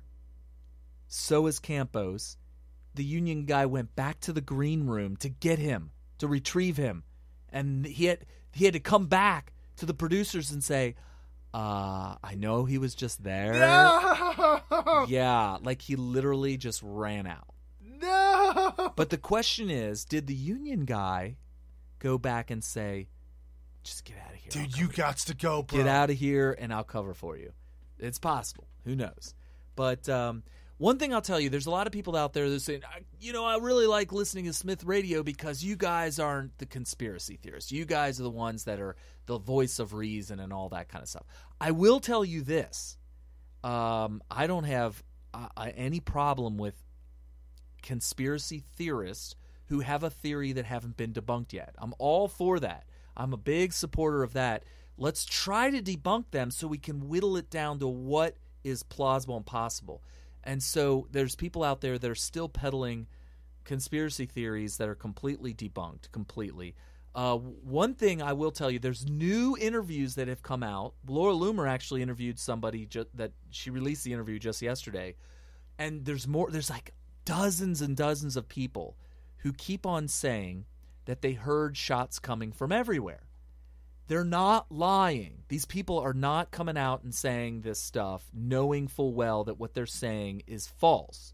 They truly believe that they heard shots coming from everywhere. And it may have felt that way too. Absolutely. In fact, her last interview, the woman said that she started running away, and as she ran, the more she ran, the louder they got, that she was being chased by the gunman, and that the shots were sounded like they were following her. Well, if you understand what the sounds were that she was hearing, it makes perfect sense. It would be like somebody with a loud stereo coming down the street at 2 miles an hour, and as he gets closer, it gets louder. So you run down the street, and then you stop, and then you hear it coming louder again. In this case, it's not the shooter that's coming down the street. It's the bullets. Right. The bullets make a very loud bang when they pass you.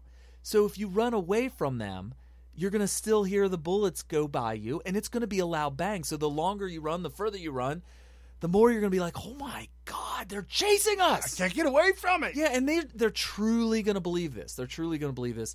And it's just a misunderstanding of the way the sound works with the bullets going by and all this kind of stuff. When you break the sound barrier with any object, including tiny little bullets coming from an AR-15, it's loud. When a plane flies supersonic a mile overhead, 2 miles, 3 miles overhead, it breaks windows. So you can imagine even something very small causes a very, very loud bang when it passes you. And so all of these interviews that people keep sending me, and please, by all means, keep sending new stuff to me that I haven't.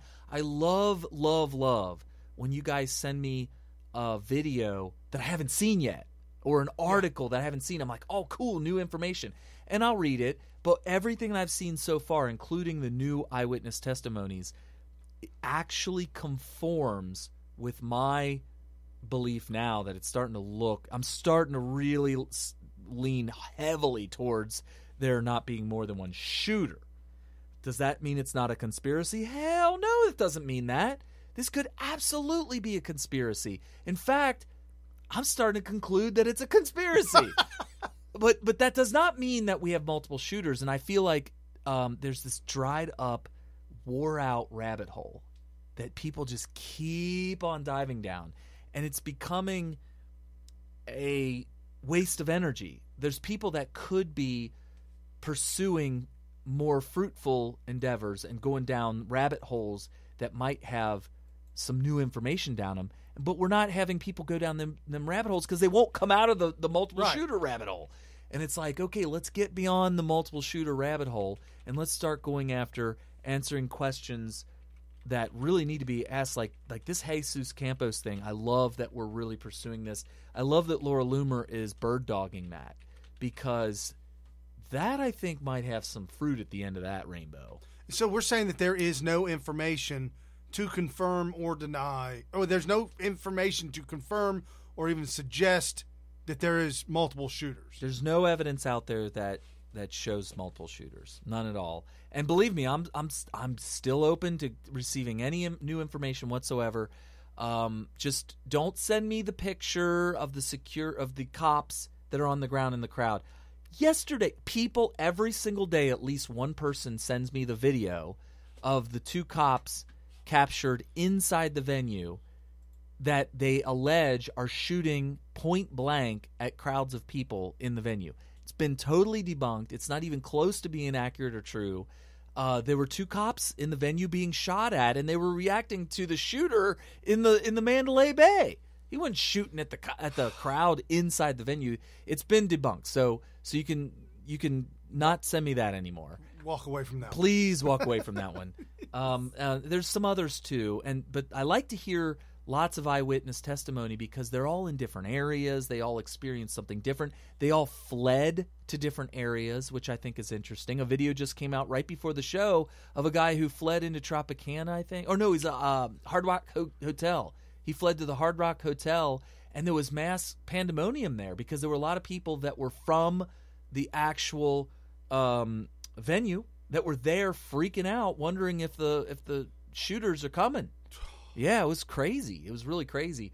And I like to see that because it gives more context to the actual shooting. So I like to see that stuff.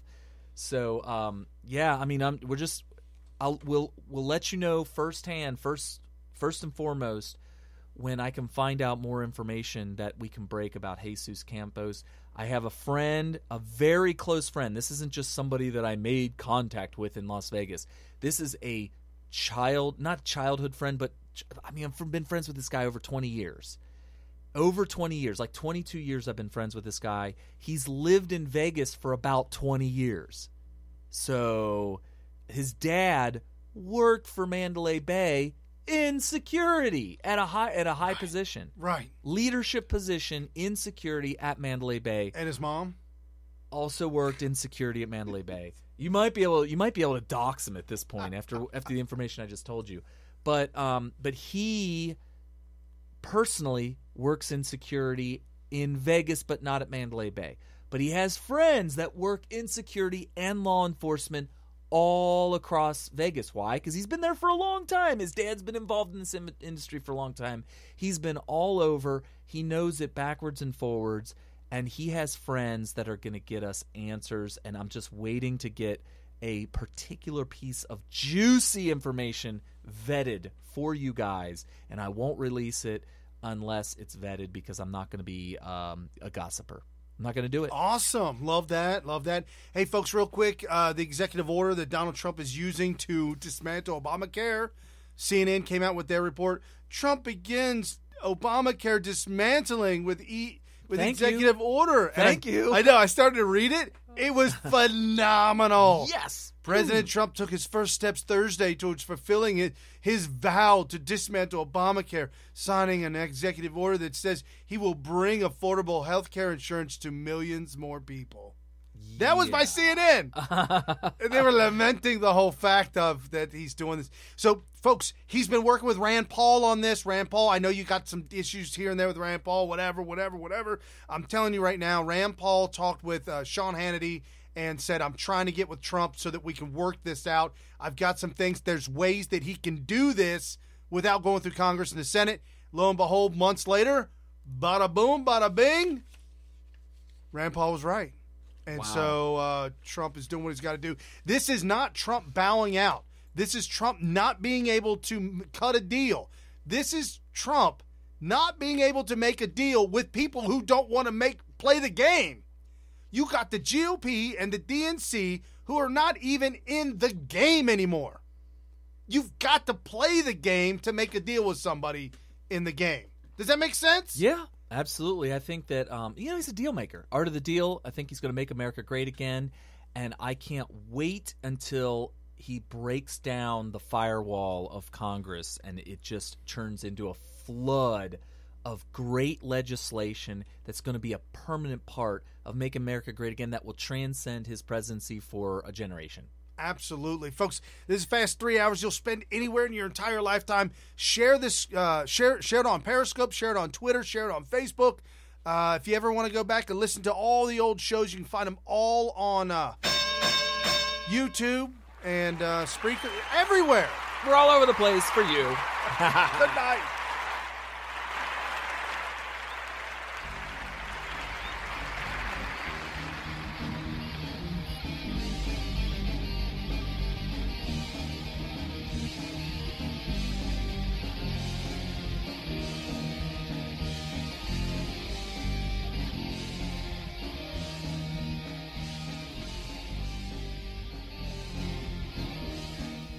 With unfathomable power. What kind of power?